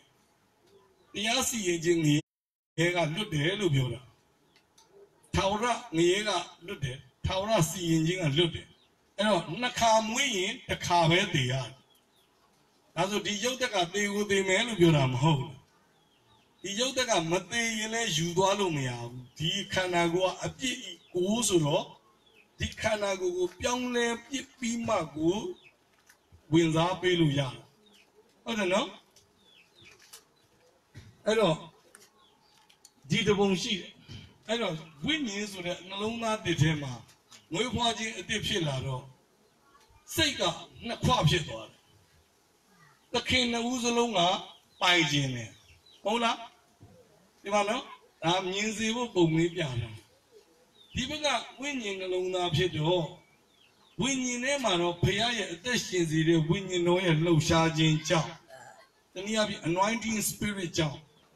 ကျွန်တော်တို့ကဝိညာဉ်သက်ရှင်ုံမကဘူးဘုရားရဲ့အသက်ရှင်စေသောဝိညာဉ်တော်ရဲ့တရားဒီဘက်မှာအလုံးလို့ကျွန်တော်တို့စိတ်ထဲရှိတယ်ဒီဘက်ကခန္ဓာရှိတယ်အဲ့တော့ဒီစိတ်ကခန္ဓာဘက်နဲ့သွားရင်တော့ဇာတိပဂတိလူလို့ခေါ်တယ်ဒီလူအဲ့တော့ဒီဝိညာဉ်ဘက်ကိုဒီစိတ်ကဝိလဲ့ရင်ဆိုတာဝိညာဉ်နဲ့တို့ထိထားတဲ့စိတ်ကို spiritual mind လို့ခေါ်တာပေါ့ဒီဘက်ကသူ့အတွေးကြလို့ရှိရင် carnal mind ခေါ်အဲ့တော့ဒီဘက်ကဘယ်ဘက်ကိုလှည့်မလဲဘယ်သခင်ရဲ့အစေခံမလဲတနည်းအားဖြင့်ဘယ်သခင်ရဲ့အုပ်ဆိုးခြင်းကိုကျွန်ုပ်ကခွင့်ပြုမလဲခွင့်ပြုတဲ့အပေါ်မှာမူတည်ပြီးတော့မှသေခြင်းနဲ့ရှင်ခြင်းဖြစ်တယ်ဘုရားကတော့ပြောပြီးသားနင်ဒီဘက်ကိုလှည့်ရင်တော့နင်ကသေခြင်းမဲ့ထွက်အဲ့တော့နင်ကဒီဘက်ကိုလှည့်မယ်ဆိုရင်တော့ငါတွေကအသက်ရှင်ခြင်းကိုခံစားရအောင်အဲ့တော့နင်ကြိုက်တဲ့သခင်ကိုရွေးမကူမအေးတော့ဟိုလိုလိုဒီလိုလိုမလုံးနဲ့နင်ကငါအကုန်ရရင်ရမရရင်ငါလုံးဝမယူဟုတ်လားနင်နှလုံးသားငါဟောပိုင်ပေးပိုင်မပိုင်မဲနဲ့ဟိုလိုလိုဒီလိုလိုဆိုဘုရားမယူဘူးအဲ့လူမြောက်တိကိုင်းလို့ခေါ်တယ်ဟုတ်လားအိုဘေကူမလို့လို့ဒီပင်ကူမလို့လို့မပူမအေးနွေးယုံတာရှိရင်ဘုရားကထွေထုတ်လိုက်မှာဟုတ်လားဟုတ်လားတော့ကျန်းစာတော့ပါတော့တွေ့မှာပါဟုတ်လားဒါဆိုရင်ကျွန်တော်တို့ဘာလုပ်ရလဲဆိုရင်ဒီဘက်လူဟာတဲ့ခရစ်တော်နဲ့အတူတည်ပြီးပြီလို့သိမှဝင်ခံထားရုံပဲအဲ့တော့ဒီစိတ်ကတည်တဲ့လူဘက်ကိုတော်ပြီးစဉ်းစားမှာတည်တဲ့လူဆိုရင်စဉ်းစားရတဲ့ဥစ္စာရှိအောင်မရှိဘူးတည်တဲ့လူဆိုတာငါဘလူမျိုးစားကျင်တယ်လို့ငါဘယ်ကိုသွားကျင်တယ်ဆိုတာရှိလားဒီအလုပ်လုပ်သေးလားလုပ်တော့တည်တယ်ဆိုတာအလုံးမလုပ်ဘူးမတည်မရှင်ဖြစ်လို့သာလုပ်နေတာအမေရေကျမ်းစာမှာတော့ဗာလဲတည်ပြီလို့ပြောတာလေအဲ့ဒီတည်ပြီဆိုတဲ့ဥစ္စာကိုဘယ်သူတွေ့သွားလဲဆိုရှင်မောလို့တွေ့တယ်ငါဒီခရစ်တော်နဲ့အတူမတည်မရှင်ဖြစ်နေတယ်လို့ तू မပြောဘူးဟမ်ငါဒီခရစ်တော်နဲ့အတူတည်အောင်မယ်လို့လည်းမပြောဘူးငါခရစ်တော်နဲ့အတူတည်မှငါထဲမှာဝိညာဉ်ရှင်မယ်လို့လည်း तू မပြောဘူးဟုတ်လား तू ပြောတာငါဒီခရစ်တော်နဲ့အတူတည်ပြီပြီးတော့ तू ဘာပြန်ကြည့်လဲဒီဘက်ကခန္ဓာကိုကြည့်လိုက်တော့ဟာငါအခုမြေပေါ်မှာလမ်းလျှောက်နေတယ်တည်ပြီလို့ပြောတယ်ဒါပေမဲ့တည်လားခန္ဓာကိုတော့မတည်ဘူးရှင်းနေတယ်ဟာတည်တည်ချာချာထဲကြည့်လိုက်တော့ငါရှင်းနေတာမှမဟုတ်ဘူးငါအထင်းမှာအသက်ရှင်စေတဲ့တရားကငါထဲမှာရှင်းနေတာဖြစ်နေသူကဟာလေလုယာခေါ်နိုင်တာမဟုတ်လားအဲ့ဒီလမ်းကြောင်းကိုတွေ့သွားမှအသက်ရှင်ရလမ်းကြောင်းဖြစ်တာကျွန်တော်တို့ကတွေ့တာပဲတွေ့သေးတာနော်မလဲ့ပြန်တော့လေသိနေတော့မယ်နော်အဲ့တော့လက်ကိုလဲမှရမှာယုံလို့ရမလားယုံလို့မရဘူးဒီဥစ္စာကအဲ့ဒီနေရာကကားတိုင်းထိုင်ရမှာဒါဆိုရင်ကိုယ့်အလိုကိုလုံးလို့ရအောင်မလားကိုယ့်အသက်ကိုရှင်းခြင်းလို့ရှင်းလို့ရမလားမရဘူးစိတ်သက်ကိုတည်ဖို့ကားစဉ်တင်ရတယ်ဆိုတာကိုကားတိုင်းကိုထားဘယ်သူနောက်လိုက်လဲဆိုတခြားလူနောက်မလိုက်ခိုင်းဘူးကိုကားတိုင်းကိုထားပြီးကိုသွားခြင်းရရှောက်သွားတာမဟုတ်ဘူးခရစ်တော်ဘာပြောလဲဒီကားတိုင်းထားပြီးငါနောက်လိုက်လို့ပြောတာလေငါကလမ်းခီးဖြစ်တယ်ငါနောက်ကိုလိုက်ခဲ့ငါအမိမပြူဘဲနဲ့တောင်သွားမြောက်သွားဆိုတော့ခမီးတော်စီရောက်မှာမဟုတ်ဘူးမဟုတ်လားငါကလမ်းခီးဖြစ်တယ်သူကအတူတွဲခေါ်သွားမှာဒါပေမဲ့တဘိုးလို့မခိုင်ဘူးဝင်တော့မပါပဲမလားမခိုင်ဘူးလေဘာလဲငါစီမှာနီးလာခံမင်းမထမ်းတတ်ဘူးမင်းဦးကြောင်ကြောင်နဲ့မင်းအထုပ်မင်းထမ်းရင်မင်းအမောဆိုမှာမဟုတ်လားအဲ့တော့မင်းဝင်တော့လေးမှမင်းသိပါအဲ့ဘသူကပြောလဲဆိုတာရှင်းသောဝိညာဉ်တော်ပေါ်ပြမယ်လေဟုတ်လားအဲ့ဒါဆိုဝင်လေးမှန်သိပင်မှန်သိငါစီကိုလာဆိုတော့ငါပဲလှည့်ခိုင်းတာဟုတ်လားငါစီကိုလာငါနီးပေးမယ်ဘသူကပေးမလဲအသက်ရှင်စေတဲ့ဝိညာဉ်တော်ကအသက်ရှင်နီးပေးမှာဟုတ်လားအစကြမှာ5 in 1 spirit အကြောင်းပြောပြမယ်ဘသူကနီးပေးလို့ဘယ်လိုလုပ်ရတယ်လဲဆိုဟုတ်လားအဲ့တော့ငါစီမှာနီးခံတဲ့ငါတဘိုးကထမ်းလွယ်တယ်တဲ့တဘိုးလို့နဲ့လိုက်လာဖို့မပြောဘူးနော်ပြန်ပြီးတဘိုးတင်ပေးလိုက်တာပြီးငါဝင်ထုတ်ကလည်းပေါ့တယ်ဆိုပြီးတော့သူထားခဲ့တဲ့ဝင်ထုတ်တဲ့ကြီးတဲ့ဝင်ထုတ်ကြီးတင်လိုက်တာတကယ်တော့ကြီးလေးတဲ့ဝင်ထုတ်တင်လိုက်တာဘာလို့ဆိုသူနီးပေးလိုက်တဲ့အချိန်ကျတော့ဝီကြီးတဲ့ဝင်ထုတ်ကပေါ့နေပြန်ရောအဲ့တော့နီးမသိတဲ့လူကအဲ့ဒီဝင်ထုတ်သွားထမ်းတော့ပိုးတော်လေးသေးတယ်ထမ်းနိုင်မလား မထမ်းနိုင်ဘူးဘာလို့သူကနီးမသိလို့နီးသိတဲ့လူကကြတော့ဘာဖြစ်လဲငါကားတဲ့ငါကိုယ်တိုင်ရှင်းနေတာမဟုတ်ဘူးတဲ့ဟုတ်လားအသိပြီးတော့ထမ်းနိုင်တာပဲဆိုအပြန်ချီးကျူးတယ်ငါထမ်းနေတာမဟုတ်ဘူးငါတဲ့ကျေးဇူးတော်ထမ်းပေးတာအာမင်ဟုတ်လားအဲ့တော့အဲ့နီးပေးတာဘလို့ထမ်းပေးနေတယ်လဲဆိုတော့ဒီချိတ်ဆက်တဲ့နီးလန်းကိုသိရင်ဒီလူတယောက်ကသူ့အသက်ရှင်ရတာပေါ်ပေါ်ပါဖြစ်သွားတယ်လွတ်မြောက်သွားတယ်ဝမ်းမြောက်သွားတယ်ဟုတ်လားတရားကနေပြီးတော့တရားနဲ့ဖြေခိုင်းလို့ဖြေလွတ်နေတာမဟုတ်ဘူးတရားကပြောတယ်သူများကိုချစ်ပါလို့ပြောတယ်သိတယ်ကိုတော့ချစ်မှမချစ်နိုင်ဘူးအတေးချစ်ခိုင်းနေတာကတရားကချစ်ရမယ်ခွင့်လို့ရမယ်လို့ဘယ်သူကပြောလဲဆိုတရားကပြောတယ်အဲ့လိုဆိုဘုရားကလူတွေကိုချစ်စေခြင်းနဲ့ခွင့်လို့စေခြင်းနဲ့ဟုတ်လားလူရဲ့အတိတရားကသိတယ်ဘုရားကလူကိုချစ်စေခြင်းကလူကိုသနာစေခြင်းနဲ့လူကိုပေးကမ်းစေခြင်းနဲ့လူကိုခွင့်လို့စေခြင်းနဲ့လူကသိတယ်လေမချစ်လို့မှမရချစ်လို့မရတာဆိုတော့အထဲထဲမှာမရှိတော့ချစ်လို့မရချစ်လို့ရအောင်ညစ်ချစ်ကြည့်ရင်လည်းရမလားမရဘူးကျွန်တော်မှတစ်ချက်မရှိရင်သူ့ကိုနှစ်ချက်ပေးလို့ရမယ်မရဘူးရှိမှမရှိတဲ့ဥစ္စာအတင်းပေးလိုက်ဆိုရမလားဟုတ်လားတရားကတော့သူ့ standard လုံးဝမလျှော်ဘူးသူ့ရဲ့စံချိန်ဟုတ်လားအဲ့တော့တရားဆိုတာတော့လှုပ်ခိုင်းနေတာလှုပ်နိုင်တာမလှုပ်နိုင်တာသူ့အလုံးမဟုတ်ဘူးသူကခိုင်းရမယ်တရားကသူ့တရားဟုတ်လားအဲ့တော့လူကမလှုပ်နိုင်မှန်းသိမှလှုပ်ပေးနိုင်တဲ့အရှင်စီကိုသွားချင်းကပ်ဖို့လိုတယ်နော်အဲ့တော့ကျွန်တော်တို့ကအဲ့ဒီဥစ္စာလမ်းကြောင်းပြဒီမှာနော်ကျွန်တော်တို့ရဲ့စိတ်တက်ကဘာနဲ့တတိမှတ်ထားလဲဆိုရင်ခရစ်တော်နဲ့အတူလဝါကားတိုင်းမှာအသေးသက်ချင်းခံရပြီလို့ဒါပဲတစ်ချက်ပဲသိမှတ်ထားရကွန်ဆိုတာဒီမှပြုတ်ထားတယ်ငါသေးပြီငါသေးရမယ်ငါသေးမှသူရှင်မယ်ငါမသေးလို့သေခြင်းကိုဖြတ်မှရှင်ခြင်းတကူထွက်မယ်ဟဲ့လားအဲ့ဒါကတော့ဒီရဲ့ဖြတ်တန်းတော့တဲ့ဖြစ်เสียရတော့ဟုတ်တာဗောဘယ်အထိဖျားဖြတ်ပေးပြီလဲဆိုတာနင်းသေးပြီဆိုတဲ့အထိဖျားဖြတ်ပေးတာသူကသေဖို့လှုပ်เสียမလိုတော့ဘူးသေတဲ့အထဲထဲမှာထည့်တတ်ထားလို့ငါသေပြီလို့လူကဖျားနဲ့အတူဝင်ခံအသက်ရှင်တတ်တဲ့တစ်ချက်တနေရာအထိတော့ရောက်လာဖို့ငါသေပြီအဲ့တော့သေလူဖြစ်တဲ့စိတ်သက်ကိုစဉ်းစားစရာမလိုဘလို့သေသွားတယ်လေကောင်းကောင်းသေလားဆိုးဆိုးသေလားဟလားအဲ့သေတယ်ဆိုသေပြီပဲထပ်မစဉ်းစားနဲ့ရှင်နေဆိုတဲ့အပိုင်းတော့စဉ်းစားအောင်ခရစ်တော်ဒီငါ၌ရှင်တော်မူတယ်ရှင်တဲ့လူပဲဘုရားစကားပြောမှလေသေတဲ့လူကိုသွားပြီးတော့ဘုရားကျွန်တော်သေတာဘလို့သေရမလဲကျွန်တော်တရားမင်းလို့သေတဲ့လူအကြောင်းဘုရားစကားမပြောဘူးသေခြင်းကဘုရားနဲ့မဆိုင်ဘူးလေဟုတ်လားအဲ့သေခြင်းအလုံးကိုအဆုံးသတ်ပေးပြီးသွားပြီအဲ့တော့ရှင်ပြန်ထမြောက်လာတဲ့ဝိညာဉ်အဖြစ်အသက်ရှင်လာတဲ့လူကိုတော့ဘုရားကလမ်းညွန်ပေးနီးပေးမယ်အဲ့တော့ဒီခန္ဓာကိုယ်ကတော့ရှင်နေတော့မယ်နော်ခုနပြောတဲ့ဒီဝိညာဉ်ထဲမှာကျွန်တော်တို့ကခရစ်တော်ရဲ့အသက်နဲ့ပြန်ရှင်လာတော့ဒီလူတိကဒါအပြည့်အပေါ်ခွန်ကလူရုပ်ခန္ဓာအထဲထဲမှာကြပါလေအသက်ရှင်စေတဲ့ဝိညာဉ်တော်လာကင်းဝင်နေထိုင်တယ်ပြီးရင်မလို့ကလည်းကျွန်တော်တို့ကကားတိုင်းထားနိုင်လားမထားနိုင်ဘူးဆိုတာသိလို့လူလာဖြစ်ပေးတယ်ဘုရားလူလာဖြစ်ပေးတာထားနိုင်တဲ့လူယေရှုလိုတယ်အဲ့ယေရှုဆိုတဲ့ဝိညာဉ်တစ်ခုကပဲလူကိုလူလိုဖြတ်သန်းသွားတဲ့အချိန်မှာအောင်မြင်စွာဖြစ်တာယေရှုရဲ့ဝိညာဉ်တစ်ခုပဲသူလုပ်လို့ရဘယ်လူမှမလုပ်နိုင်အဲ့ဒါဆိုရင်ဒီအသက်ရှင်နေတဲ့အချိန်အတွင်းမှာဒီလူကဘုရားသားသာပြောတယ်ဘုရားရဲ့အရေးချင်းနဲ့ပြည့်မီအောင်သူအသက်ရှင်တတ်လားမရှင်တတ်ပြန်ဘူးဟုတ်လားမကောင်းတဲ့အရာနဲ့ကြော်လွှားသွားဖို့ကိုလည်းသူမလုံနိုင်တယ်လို့ကောင်းတဲ့အရာဖြစ်တဲ့ဖျားဖြစ်ခြင်းနဲ့လည်းသူအသက်ရှင်လို့မရဟုတ်တယ်နော်ဇာတိသေဖို့အတွက်ကားတိုင်းလည်းသူမထမ်းနိုင်အဲ့တော့ကားတိုင်းထမ်းတဲ့နေရာမှာထမ်းမိတာအတွင်းထဲကယေရှုဆိုတဲ့ဝိညာဉ်ကကျွန်တော်ထမ်းပြီးတော့ကျွန်တော်ဒီကားတိုင်းပို့တာဗောဒီဝင်ကိုဟုတ်တယ်နော်အဲ့တော့ဖျားဖြစ်အင်းနဲ့လမ်းလျှောက်နေတဲ့ဒီအသက်တာတစ်ခုလုံးကြလို့ရှိရင်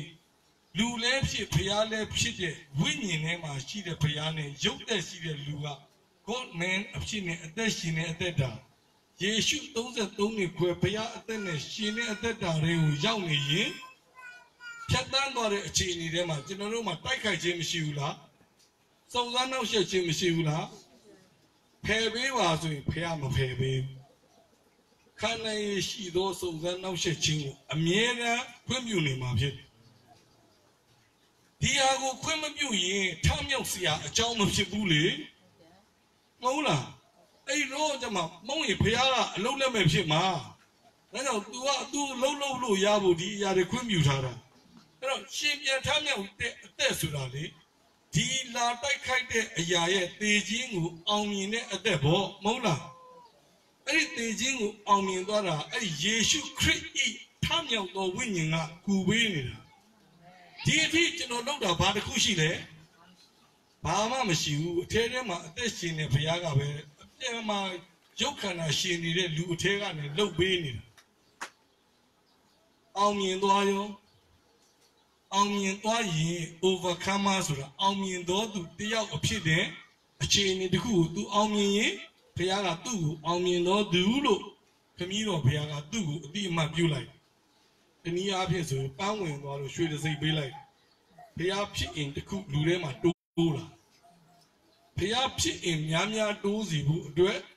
ဒီစုံစမ်းတွေးဆောင်ခြင်းနှောက်ယှက်ခြင်းတွေကိုခံနိုင်ရရှိသောအရာရဲ့အတိုင်းအတာတစ်ခုအထိတော့ဘုရားခွင့်ပြုထားခွင့်ပြုပြီးတော့မှဒီအရာတွေကိုအမြဲတမ်းကြော်လွှားသွားနိုင်မှအောင်မြင်သောသူဖြစ်ပါဘောဘာမှစုံစမ်းနှောက်ယှက်ခြင်းမရှိဘဲနဲ့ तू ကစာမေးပွဲမစစ်ရင်အောင်လေကြတယ်ဘယ်လိုသိမလဲဟုတ်လားဒါကြောင့်မလို့ဘသူကအဆုံးဖြတ်ပေးမှာလဲကိုဘလောက်ခွင့်ပြုလဲဆိုတာကိုဒီဥစ္စာဖြစ်တော်မှဒီအောင်မြင်သောအသက်တာကိုမှဘုရားကတရားစွာပေးလိုက်တာဟုတ်လားမတရားပေးလို့မှမရတာဘာမှမလုပ်ဘူးမအောင်မြင်မဲနဲ့သူ့ကိုတော့ရွှေတစိမ့်ပေးစရာအကြောင်းမရှိဘူးလေဟုတ်လားတနည်းအားဖြင့်ဆိုသူတဲ့ကိုဘုရားအသက်နဲ့ဖြစ်ရင်ဆိုတဲ့ဘုရားဖြစ်ရင်ကိုရွှေလို့သဘောထားတာနော်အဲ့တော့ရွှေတစိမ့်ဆိုတာရွှေတိုးလာတယ်တနည်းအားဖြင့်ဘုရားရဲ့ဂုံကြီးတိုးလာဘုရားဖြစ်ရင်တိုးလာတယ်အဲ့တော့အမြဲတမ်းပေးနေတဲ့အရာတစ်ခုကိုအမြဲတမ်းရစီဖို့ဒီအခြေအနေမှာအသက်ရှင်တဲ့အချိန်မှာသူကစိတ်သက်ကအမြဲတမ်းသေပေးနေရ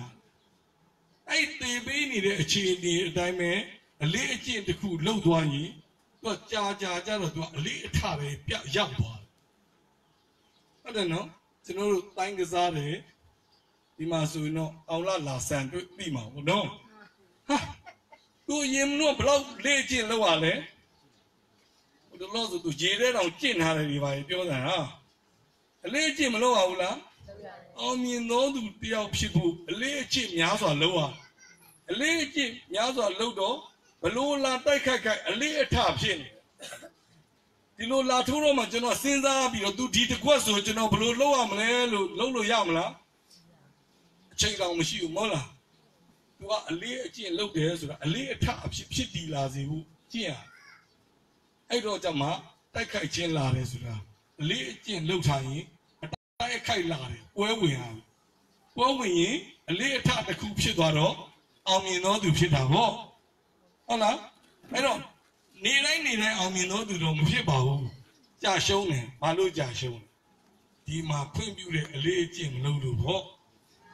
ဟုတ်လားဖွင့်ပြတဲ့အလေးအကျင့်ဆိုတာ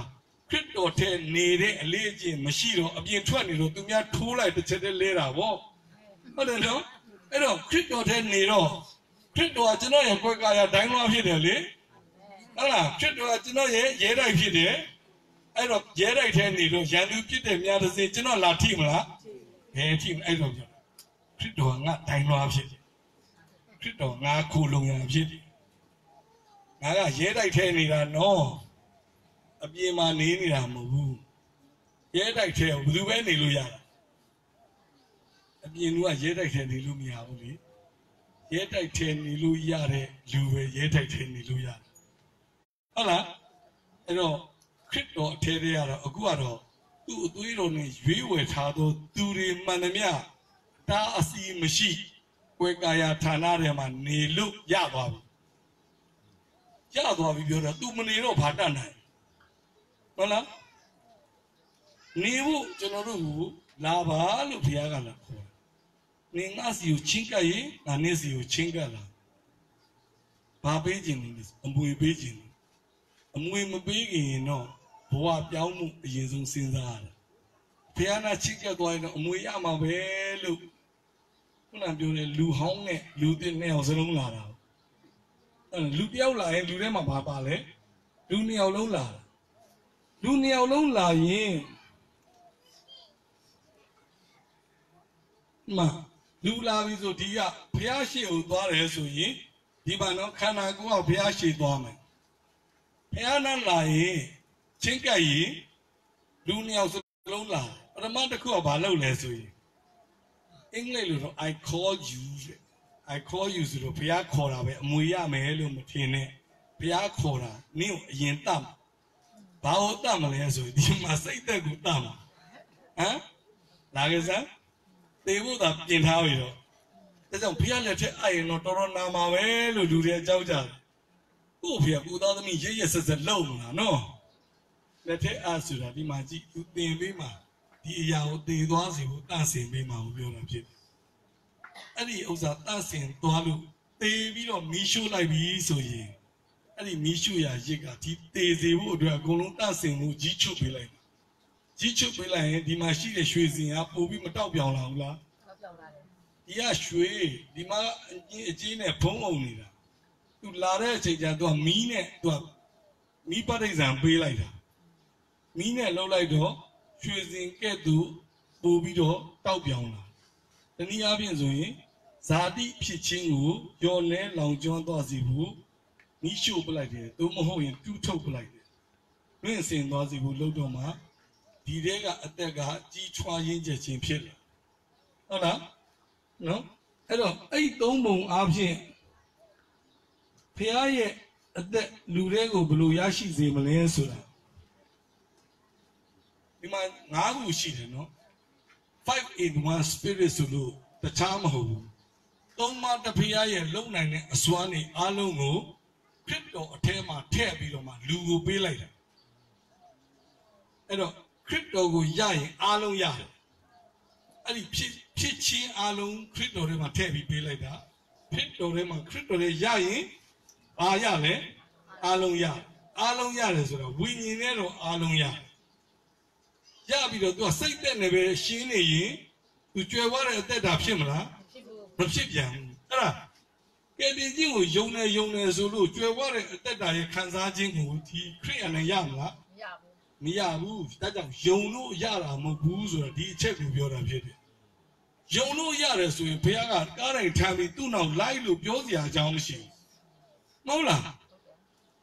အဲ့တော့ကျွန်တော်တို့ကကျမ်းစာဖတ်ပြီးယုံရင်အလုံးရတယ်ဆိုတော့ယုံလို့ရတယ်ဆိုတော့ဟုတ်တယ်မျိုးစေ့အဖြစ်ပဲရတယ်ကျွယ်ဝတဲ့အသက်တာအသီးသီးတဲ့အသက်တာဖြစ်ဖို့ဒီစိတ်သက်ကိုခွဲပြဖို့လိုသေးတယ်လေစိတ်သက်ကိုခွဲမှအစိတ်သက်ကနေပြီးတော့အဲ့ဒီထိုးထွက်လာမှအပင်သက်ဖြစ်ပြောင်းလဲသွားမှာဆိုတော့ကျွန်တော်ဟုတ်တယ်လို့တော့အသက်တွေအကြောင်းပြောတယ်ပေါ့ကဲအနိုင်ဆုံးကမျက်ပင်သူ့တဲ့မျက်နှာတရိစ္ဆာန်အသက်ဟုတ်တယ်နော်ငှက်တူပါလို့သူ့တဲ့မြင့်တဲ့အသက်ကြတော့ကျွန်တော်တို့လူရဲ့အသက်မြက်ပင်နဲ့တစ်ပင်တွေကတော့ထပ်တဲ့နေရာမှာပဲပေါက်အတွေးဉာဏ်မရှိဘူးနည်းနည်းမြင့်နေကြတော့တွာလာလှုပ်ရှားနိုင်တယ်အတွေးခွန်နည်းနည်းရှိသူ့တဲ့မြင့်လာကြလူရဲ့အသက်ဖန်တီးနိုင်စွမ်းရှိတယ်လုံနိုင်တဲ့ဉာဏ်ရှိတယ်ဟုတ်တယ်နော်သူ့ထက်မြင့်တဲ့အသက်ကြလို့ရှိရင်ဖန်ဆင်းရှင်ရဲ့အသက်ဟုတ်လားအဲ့တော့ယုံလေးတကောင်သူအသက်ရှင်မှုဆိုရင်အဲ့မြက်ကိုစားမြက်အသက်ထက်ကြီးမြင့်တဲ့နောက်တစ်သက်ကိုယူမယ်ဆိုရင်မြက်ဆိုတဲ့နှိမ့်ကြတဲ့အသက်ကစတေးပေးရအဲ့တော့ကျွန်တော်တို့သူ့တဲ့ပြင်းတဲ့တိရစ္ဆာန်အသက်ထက်မြင့်တဲ့အသက်ကြလူရဲ့အသက်ကိုထပ်ရှင်မှုကြလို့ရှိရင်အဲ့ဒီမြက်ပင်နဲ့အဲ့ဒီတက်ရှိတော်လေးတွေကသေပေးရဟုတ်တယ်နော်အဲ့တော့ကျွန်တော်တို့ရဲ့မြင့်တဲ့အသက်တစ်ခုကိုထပ်ပြီးရှင်ခြင်းနဲ့ဆိုရင်ကျွန်တော်တို့ရဲ့စိတ်သက်ကိုအသေးခံပြီးကျွေးရအဲ့တော့မှကျွန်တော်တို့ထဲမှာဖျားအသက်ရှင်နေဆိုတာနောက်တစ်ဆင့်လက်ဖမ်းမိလို့ရဟုတ်တယ်နော် အဲ့တော့အစင်းမြင့်တဲ့အသက်တစ်ခုကိုရကျင်နေဆိုရင်နှိမ့်ကြတဲ့အသက်ကိုမစွန့်လို့ပဲနဲ့တော့မြင့်မြတ်တဲ့အသက်ကိုရစရာအကြောင်းမရှိဘူးဒါကြောင့်ကိုယ့်အသက်ကိုကိုရှာတော်သူသည်အသက်ဆုံးလိမ့်မယ်ကိုယ့်အသက်ကိုကိုမုန်းတော်သူသည်အသက်ကိုရလိမ့်မယ်အဲ့ဒီအသက်ဘာအသက်လဲဆိုဖန်ဆင်းရှင်ရဲ့နောက်ထပ်တစ်ဆင့်အသက်အာမင်အာမင်ဆိုတော့အဲ့ဒီအသက်ကိုသေဖို့ဆိုရင်အသက်ကိုထိုးကြွေဖို့ကားတိုင်းထားအဲ့တော့အဲ့ဒီအရာကိုကျေးဇူးပြုခြင်းလို့ဘုရားကမြင့်မြတ်တဲ့ဘုရားကနှိမ့်ကြတဲ့လူတွေကိုစင့်ဝင်လာရတာဖြစ်။ဘာရည်ရွယ်ချက်နှိမ့်ကြတဲ့လူကိုမြင့်မြတ်တဲ့ဘုရားရဲ့အမွေခံသားသမီးတွေဖြစ်ဖို့သူကိုယ်တိုင်နှိမ့်ကြစွာနဲ့နှိမ့်ချလျက်စင့်လာရတာဖြစ်တယ်။အာမင်။အဲ့တော့ဒီကျေးဇူးပြုခြင်းငါးနေရာအားဖြင့်အောင်မြင်သောသူတယောက်ဖြစ်လာစေဖို့ဘုရားသည်သူ့ကိုယ်သူအသွင်ပြောင်းလာတယ်။အဲ့ဒီကျေးဇူးပြုခြင်းကိုမြင်မှုအတွက်အနုစိတ်စိတ်ပြတဲ့အရာကိုကြောက်လန့်ပြီးမသိချင်ရင်အမွေခံတဲ့လမ်းကြောင်းပျောက်သွားမှာ။ဘာဖြစ်လို့လဲဆိုရင်ဒီထဲမှာဘုရားလုံမပေးဘဲနဲ့ကိုကိုရှင်လို့ရတယ်လို့ဖြစ်တဲ့အောင်မြင်ခြင်းဖြစ်ရင်ဒီလူမှာမာနကြီးစွာရောက်လာ။အဲ့လိုဆိုတော့သူကိုယ်တိုင်လောက်တာဟုတ်မလား။သူကိုယ်တိုင်လှုပ်လို့သူအောင်မြင်ခြင်းရရင်ဇာတိလူကြီးဇာတိကြွသူ့ရဲ့အတွင်းမာနအတွင်းလူစိုးညစ်တော်လူသည်အာ၍ကြီးထွားလာအခုဒီဖြစ်စဉ်ကိုအသက်ရှင်ခွင့်ပေးရင်ဒီလူကသူသိတယ်သူ့ကိုယ်သူအနတ္တလူဆိုတာသူသိတယ်ဘာမှဝါကြွားစရာအကြောင်းမရှိဒီအောင်မြင်တော်သူဖြစ်ရင်ဘုရားကဒီလူကိုတရဖူပေးတယ်ဒီတရဖူကကိုယ့်ကြောင့်ရတာမဟုတ်ဘူးဆိုတာဒီလူကကောင်းကောင်းသိတယ်ဘယ်တော့မှလူရှိသူရှိမှာကြွားလုံးထုတ်ပြီးတော့ငါလှုပ်လို့ဆိုတာဘယ်တော့မှအဲ့ဒီလူမဖြစ်ဘူးအဲ့လိုမျိုးဖျားကိုခွင့်ပြုပြီးတော့အောင်မြင်သောအတ္တဖြစ်တဲ့လူတွေမှာဘဝင်မြင့်ယောဂကပ္ပါဘူးမရှိဘူးကိုလှုပ်လို့အောင်မြင်သွားတယ်တခုခုလှုပ်လို့ဘယ်အရာပဲဖြစ်ဖြစ်အောင်မြင်နေဆိုရင်လူကလူရှိမှလက်ခမောင်းခတ်ချင်အဲ့လိုဆိုရင်အဲ့ဒီလိုကိုကြောင့်အောင်မြင်ခြင်းရတဲ့လူကသူ့ကိုယ်သူပိုင်နေသူ့ကိုယ်သူအောင်မြင်နေဆိုတဲ့အတွင်းဇာတိပဂတိယဘယ်တော့မှသေမှာမဟုတ်ရင်ဖျားပဂတိဖြစ်ရင်သူကလောကမှာတော့ကျွယ်ဝသွားမယ်ကောင်းကင်တက်တော့လက်ပလာနဲ့တက်သွားဟုတ်လားအားလို့ဒီစင်စစ်ခွဲပြလဲဆိုတာအစင်ချင်းအစင်တိုင်းမှာလူလောက်တာတခုမှမရှိဘူးဆိုတာကိုသိမြင်စေဖို့5 in 1 spirit အကြောင်းပြောနေရတာဖြစ်တယ်5 in 1 spirit ကလူစားတိမခံခင်တော့3 in 1 spirit ပဲရှိတယ်ဟုတ်လားဝိညာဉ်သုံးခုဒီတဝိညာဉ်နဲ့အဖြစ်နဲ့နေတယ်လူစားတိခံပြီးရှင်ပြန်ထမြောက်သွားတော့အဲ့ဒီသုံးပါးတစ်ဖျားတွေကငါးမျိုးအခြေခံလုံနိုင်ပြီးတော့မှလူအထဲမှာလုံနိုင်တဲ့ဘုရားဝိညာဉ်အဖြစ်ပြောင်းသွားတာဖြစ်တယ်ဘယ်ဘုရားလဲအဲ့ဒီသုံးပါးတစ်ပါးဘုရားပဲဖြစ်တယ်သုံးပါးတစုဘုရားပဲဖြစ်တယ်နောက်ထပ်ဘုရားတွေပွားပြီးထွက်လာတာမဟုတ်လုံနိုင်တဲ့စွမ်းရည်တိုးလာတာဖြစ်တယ်ဒီလုံနိုင်တဲ့စွမ်းရည်ဆိုတာလူအထဲကိုသူလှုပ်ပေးနိုင်တဲ့စွမ်းရည်ပြောတာသူ့ငကိုကနေကသူလုံနိုင်တဲ့စွမ်းရည်ကအပြည့်ရှိတယ်ဒါပေမဲ့လူအထဲထဲမှာလှုပ်ပေးလို့မရဘူးဖြစ်နေအခြေအနေကအဲ့တော့သူ့ကိုယ်သူလူကိုလှုပ်ပေးလို့ရဖို့အခြေအနေဖြစ်ဖို့ခြေပိုင်းကပြောတယ်ဖြစ်စဉ်၅ခုကိုသူဖျက်သွန်းသွားပြီးတော့မှလုံနိုင်တော့လူကိုအစဉ်တိုင်းမှာလှုပ်ပေးနိုင်တော့ဝိညာဉ်တော်အဖြစ်ပြောင်းလဲသွားတယ်အဲ့ဒီဝိညာဉ်ကိုတော့အသက်ရှင်စေတတ်သောဝိညာဉ်လို့ကျမ်းစာမှာရေးထားတယ်ကိုယ်တိုင်မသေးတာဘူးလူကတေခြင်းကိုဖြစ်စေတဲ့တရားရှင်ပြန်ထမြောက်တဲ့တကူထဲမှာတေခြင်းရောရှင်ခြင်းရောတကူနှစ်ခုရှိတယ်တကူတစ်ခုကဘာလဲဆိုရင်လူအထဲထဲမှာတေစေတဲ့တကူထည့်ထားတဲ့နတ်ဆိုးရဲ့တေခြင်းတရားကိုပြန်တတ်ပေးမဲ့တေခြင်းတကူဒုတိယတစ်ခုကရှင်ခြင်းတကူလူကိုဘုရားအသက်နဲ့ရှင်စေတတ်တဲ့တကူတစ်ခုလည်းရှိတယ်ခရစ်တော်ရဲ့ဝိညာဉ်ရဲ့တကူ ဒီတကိုးတွေဘလို့အလုံးလုံးတယ်လဲဆိုတာလူကိုသိစေဖို့အတွက်တန်ရှင်းသောဝိညာဉ်တို့ကလူအထင်းကဝိညာဉ်မှာစကားပြောဖော်ပြနင်ဘာသူမှမဟုတ်ဘူးဆိုပြီးနောင်တရစေပြီးတော့မှဖျားကိုနေရာပေးတတ်တဲ့အသက်တာဖြစ်ဖို့တန်ရှင်းသောဝိညာဉ်တို့ကဖော်ပြမှဒီလူသည်ဝိညာဉ်တော်ရဲ့ဆိုလိုရင်းကိုနားလည်နိုင်မှာဖြစ်တယ်ဝိညာဉ်တော်ကဖော်ပြတယ်ကားတိုင်းထမ်းမှုအတွက်ကူညီတဲ့အလုပ်တို့ဖျားအသက်နဲ့ရှင်စေတဲ့အလုပ်တို့သူမလုပ်ဘူးပြောလို့လူကနောင်တမရဘူးမလုပ်ဘူးဆိုရင်ကြံတဲ့ဒီပုံကူတွေကအလုံးမလုံးတော့နော်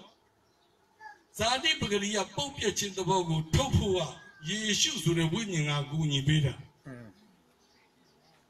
လူထဲမှာဗလာဖြစ်နေတဲ့အရာကိုတော့လွတ်သွားတဲ့နေရာကိုတော့ခရစ်တော်ရဲ့ဖြစ်ခြင်းနဲ့သူကဖြည့်ဆည်းပေးတယ်အဲ့ဒီသုံးပါလုံနေတဲ့အချိန်မှာအသက်ရှင်ရင်းနဲ့တွားတဲ့အချိန်မှာစုံစမ်းနှောက်ယှက်ခြင်းလာမယ်ခုခံပြီးတော့အောင်မြင်ခြင်းဖြစ်စေသွားမှာကထမြောက်ခြင်းအကြောင်းဖြစ်တဲ့ယေရှုခရစ်ရဲ့ထမြောက်တဲ့ဝိညာဉ်ကဒီလူကိုကူညီမဆာအာမင်လူကတိုက်ခိုက်တာတခုမှမရှိသေးဘူးခုချိန်ထိနော်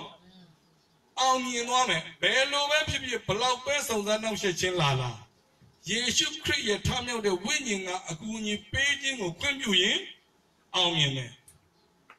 ခရစ်တော်တွေကထွက်သွားရင်တစ်ချက်တည်းကြာရှုံးပါပဲဒါကြောင့်ခရစ်တော်ထဲမှာတီးကိုတီးနေမှာရ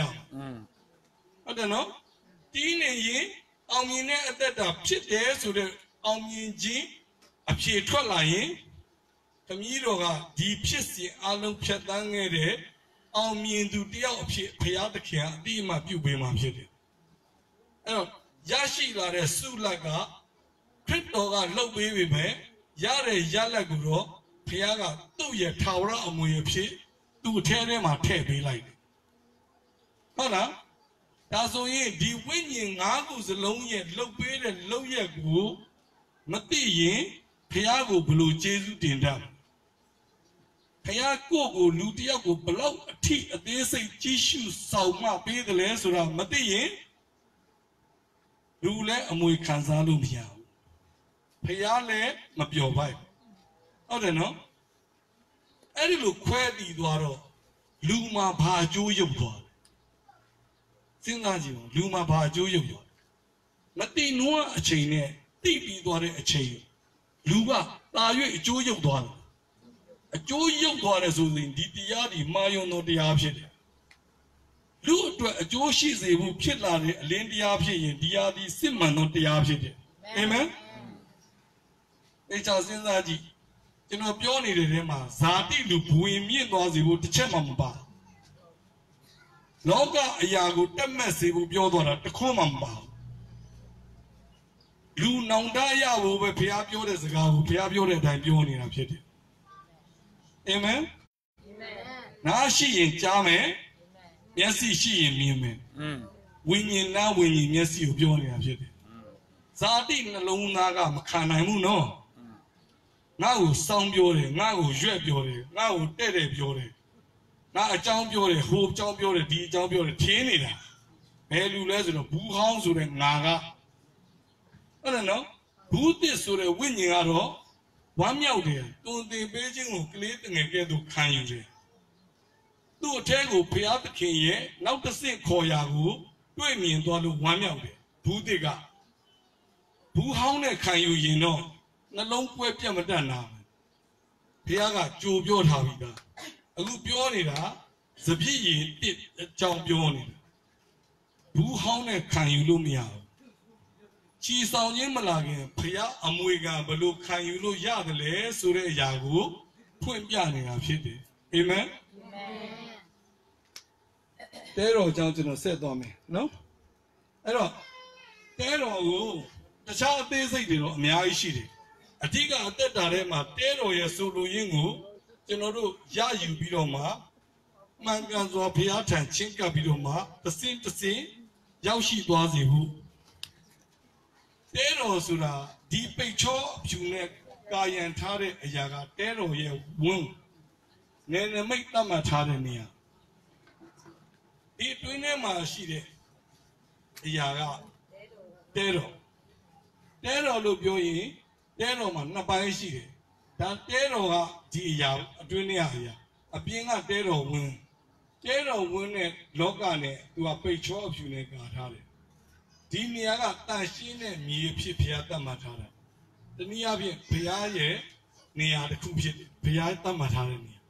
အပြင်လူတွေနဲ့အတွင်းလူကိုခြားနာထားတဲ့နေရာနဲ့နမိတ်တစ်ခုဖြစ်အဲ့တော့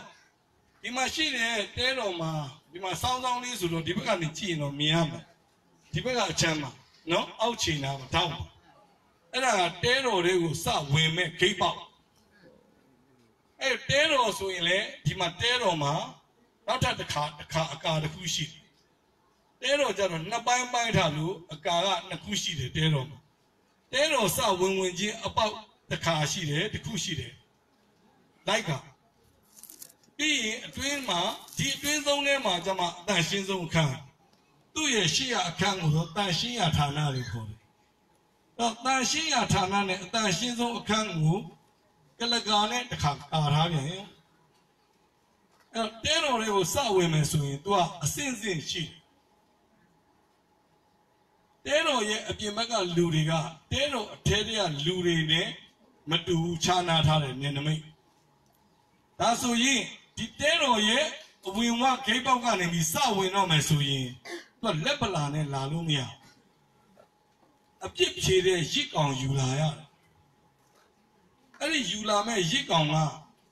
အခါလေသားဖြစ်ရအပြစ်အနာအစာမရှိရဒါသူ့ရဲ့အဓိကသတ်မှတ်ချက်အဲ့ဒီအပြစ်အနာအစာမရှိတဲ့အခါလေတစ်နှစ်သားတိုးကိုယူလာရယူလာမှဒီအပေါက်ကနေပြီးတော့မှအထဲဝင်လို့ရအပြင်ကတိုးယူလာမဲ့လူကအပြစ်သားဖြစ်အထဲကိုဝင်လာတာအဲ့ဒီအပြစ်ကိုဖြေဖို့ဝင်လာတာဖြစ်အပြစ်ဖြေဖို့ဝင်လာရင်အရင်ဆုံးစစ်အပြစ်ဖြေဖို့ရစ်ကောင်ပါလားဆိုအဲ့ဒီရစ်ကောင်ကအရှင်ဖြစ်ရမယ်အခါလေသားဖြစ်ရမယ်အပြစ်အနာစာမရှိရအဲ့ဒါကိုယေဘရဟိတ်ကစစ်ဆေးပြီးတော့မှဟုတ်တယ်ဆိုရင်သူကသိုးပေါ်မှာလက်တင်ရတယ်ဝင်ခံရတယ်ကျွန်တော်မှာအပြစ်ရှိပါဒီသိုးတငယ်မှာအပြစ်မရှိပါဒီတိုးတငယ်ဒီကျွန်တော်ရဲ့အပြစ်သေးခြင်းကိုယူသွားမယ်အသွေးသွင်းပေးမယ်တိုးတငယ်ဖြစ်ပါတယ်လို့ဝန်ခံပြီးတော့မှကျွန်တော်ရဲ့ခံရမယ့်အရာထပ်တူထပ်မြဤတိုးပေါ်မှာရယူပြီးတော့မှသေပေးမှာဖြစ်တယ်အဲ့တော့မှတိုးကိုတအသွေးသွင်းပြီးတော့အဲ့ဒီကျေးဝါရည်မီးရှို့တဲ့ရစ်ပလင်ပေါ်မှာတင်ပြီးတော့မှပူဇော်လိုက်တယ်ဝေလာနုကအပြစ်သားအဲ့ဒီပူဇော်ခြင်းပြုပြီးသွားတဲ့အချိန်ကျတော့အပြစ်ခွင့်လို့ခြင်းခံရတော့သူဖြစ်သွားတယ်ပြီးရင်သူကပြန်သွားရတယ်တနည်းကိုတစ်ခါလာအပြစ်ဖြေရဟုတ်တယ်နော်အဲ့တော့ရစ်ပွဲတွေအကြောင်းတော့ကျွန်တော်မပြောတော့ဒီရရဲ့ဆိုလိုတဲ့အအတိတ်ပဲတစ်ခုချင်းစီလောက်ပဲပြောသွားမယ်အဲ့တော့ဒီတိုးငယ်ပူဇော်ပြီးရင်သူပြန်သွားရတယ်ဆိုရင်နောက်တစ်ဆင့်ကကျင်းဝါရေအင်းုံကျင်းဝါရေအင်းုံကြတော့အပြစ်လာဖြေတဲ့လူတွေနဲ့ဒီကျေးဝါရေအင်းုံကဆက်ဆံခွင့်မရှိဘူးယေဘရဟိတ်မင်းနဲ့ယေဘရဟိတ်မင်းကြီးတွေပဲဒီနေရာမှာကျေးဝါရေအင်းုံနဲ့ဆက်ဆံနိုင်ခွင့်ရှိတယ်ဒီအပြင်ကလူကဒီအတွင်းထဲကိုဝင်လို့မရဘူးနယ်နမိတ်တတ်မှတ်ထားတယ်အပြစ်သားနဲ့အပြစ်ခွင့်လို့ချင်းခံရတော့သူဟုတ်တယ်နော်အဲ့ဒီနေရာကိုကျွန်တော်တို့ကြည့်ရင်ဒီနေရာဒီလဝါကားတဲ့နေရာဖြစ်တယ်ဒီရှို့ရဲ့ရစ်ပြီကျွန်တော်တို့ကလက်ပလာနဲ့မလားကျွန်တော်တို့ကကယ်တင်ရှင်တိုးတငယ်ယေရှုယူလာတယ်နော်အဲ့ကားလိုက်မှာတတ်လိုက်တဲ့တိုးတငယ်ယေရှုသည်ကျွန်တော်အပြစ်အတွက်အသေးခံပါတယ်လို့သူဝန်ခံလိုက်ရင်သူကအပြစ်သားဘဝကနေပြီးတော့အပြစ်ခွင့်လို့ချင်းခံရတော့သူဖြစ်တယ်ဒါဓမ္မဟောင်းခေတ်ကဓမ္မသစ်ခေတ်ရောက်လာတော့အပြစ်ခွင့်လို့ချင်းခံရတော့သူတွေမဟုတ်တော့ဒီတိုးတငယ်တည်တဲ့လောက်နဲ့မဟုတ်တော့ယေရှုကထမြောက်ရာအကြောင်းဒီမှာရှိတယ်ဟုတ်တယ်နော်ထမြောက်ရာအကြောင်းတစ်ခါဖြစ်တော့ဒီတိုးတငယ်ထဲမှာအပြစ်ဖြေုံနေမကဘူးဖယားသားအဖြစ်ပေါ်ထွန်းနေတဲ့မှာကျွန်တော်တို့ပါလာရတယ်ဟုတ်လားဒီဘက်မှာတော့ကျွန်တော်ကအပြစ်သားအတွင်းထဲကိုတိုးတငယ်ယူလာပြီးအပြစ်ဖြေလိုက်တော့ယေရှုခရစ်အဖြစ်တိုးသွေးစိတ်အသွေးနဲ့မဟုတ်တော့ဘဲနဲ့ကျွန်တော်ကဖယားရဲ့အသွေးတော်အဖြစ်ဝင်လာတော့大于灭到的，那叫么路？这卡布索要呢，这啥铺路多比？这你这卡拉西亚路咯，啊啦，那第二嘛是的，克多也布索来钱，家人阿片，身边他们要来的，克多这个就那这旁边每波来路，就那个一波黑牛，没牛皮啊，快皮的，皮啊那啥啥样都皮啊大皮来呀，但所以。ये इन्होंने ये पुराने मीडिया ने वे तस्वीरों जिन्होंने फिर डॉक्टर का मुझे बोला रो क्या सामा ये था रे जिन्होंने दी ये पुराने मीडिया उसे थे ताज़ो जिन्होंने दी जेवा ये इन्होंने सस्ता कोई मशीला चीरे ऐ जेवा ये इन्होंने भारत ले सोये ये पुराने दी तावे मठान सामने माँ दुआ ये साचुया ये चुआ रे भीวิลงเบียร์ยี่โชว์ยังวิปีมาวิลงเบบีโรมาเบกได้สีลาวเนี่ยเนาะไอ้เราดีเสียปีมา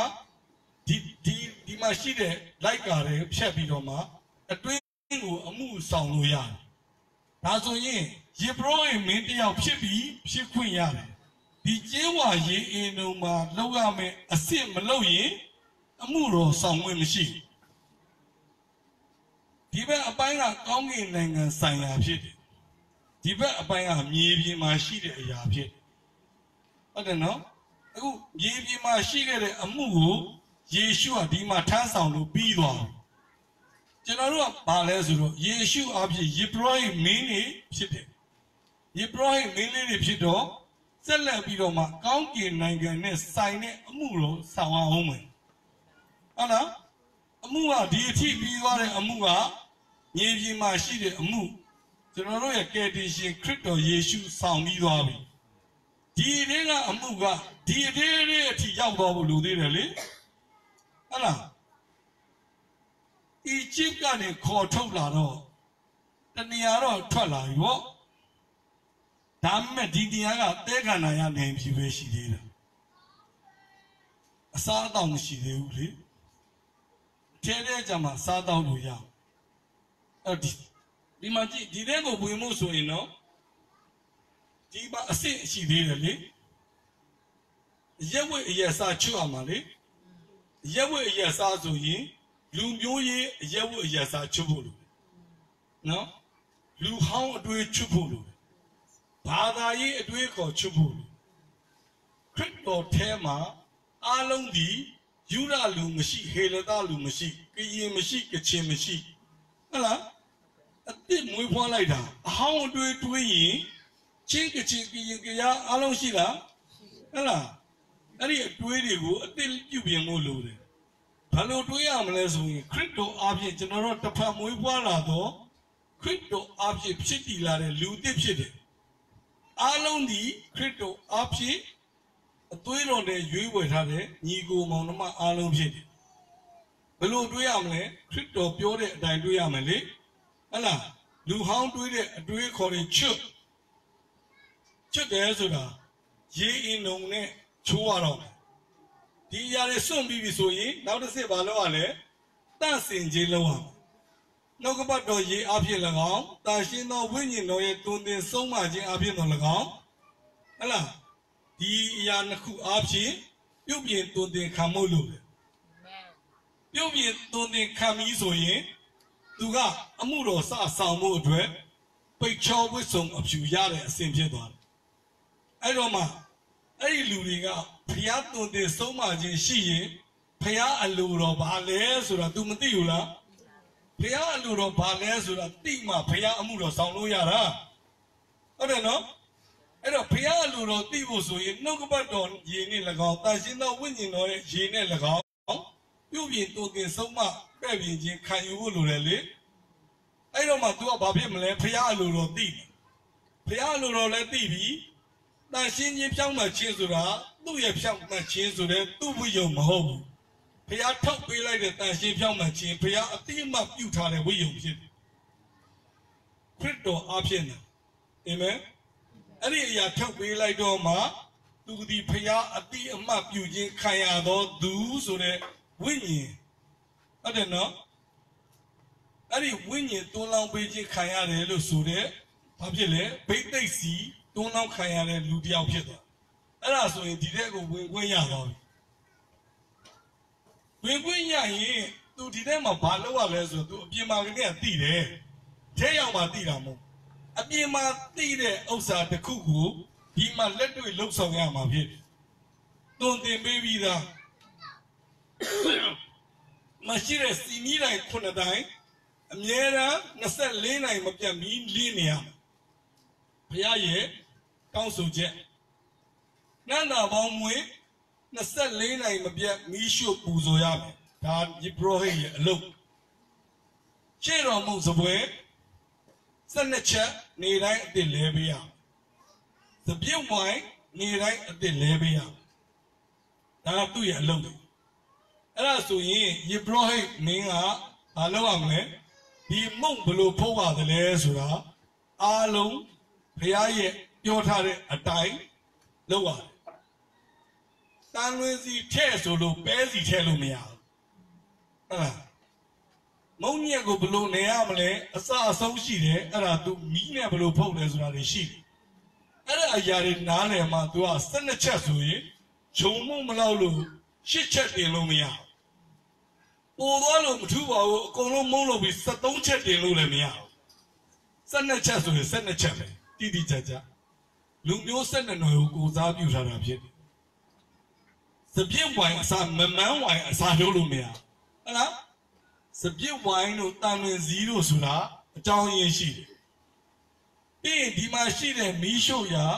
နန္တာပေါင်းမွေးမီးရှို့ရာပလင်ကိုကြိုက်တဲ့မီးသွေးကယူလာပြီးဒီမှာညှိလို့မရညှိရင်ဘုရားကအဲ့မီးကိုထူးခြားသောမီးဆိုပြီးအဲ့လိုနည်းနဲ့ပူဇော်တဲ့လူကအဲ့မှာချက်ချင်းသိတယ်ဘယ်ကမီးကိုယူခိုင်းလဲဆိုရင်ရစ်ပလင်မှာမီးလောင်ထားတော့မီးကိုယူပြီးတော့မှအထဲထဲကရစ်ပလင်မီးရှို့ရကျိုးဟိုရွှေရစ်ပလင်မှာနန္တာပေါင်းမွေးကိုပြန်လဲပြီးမီးရှို့ရတာဖြစ်ဘာကြောင့်ဒီမီးသွေးကိုယူခိုင်းလဲဆိုရင်ဒီအပြစ်ဖြေရာရစ်ကိုလာပူဇော်တဲ့အချိန်တော့ဒီစချင်းမီးရှို့ရအဲ့ဒီအပြစ်ဖြေတဲ့မီးအပြစ်ဖြေရာရစ်ပေါ့နော်မီးရှို့ရရစ်မဟုတ်ဘူးဒီမီးကိုစတင်ပြီးတော့လောင်ကျွမ်းစေမဲ့အရာကလူကညှိရတာမဟုတ်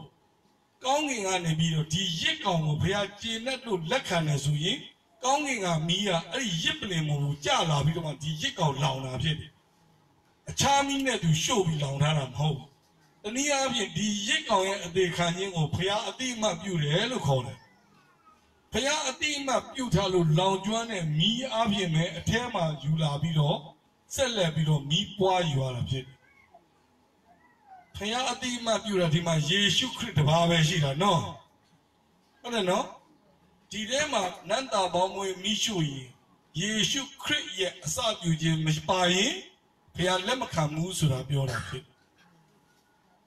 အဲ့ဒီထဲမှာရှိတဲ့အရာတွေအားလုံးကရွှေပဲဖြစ်တယ်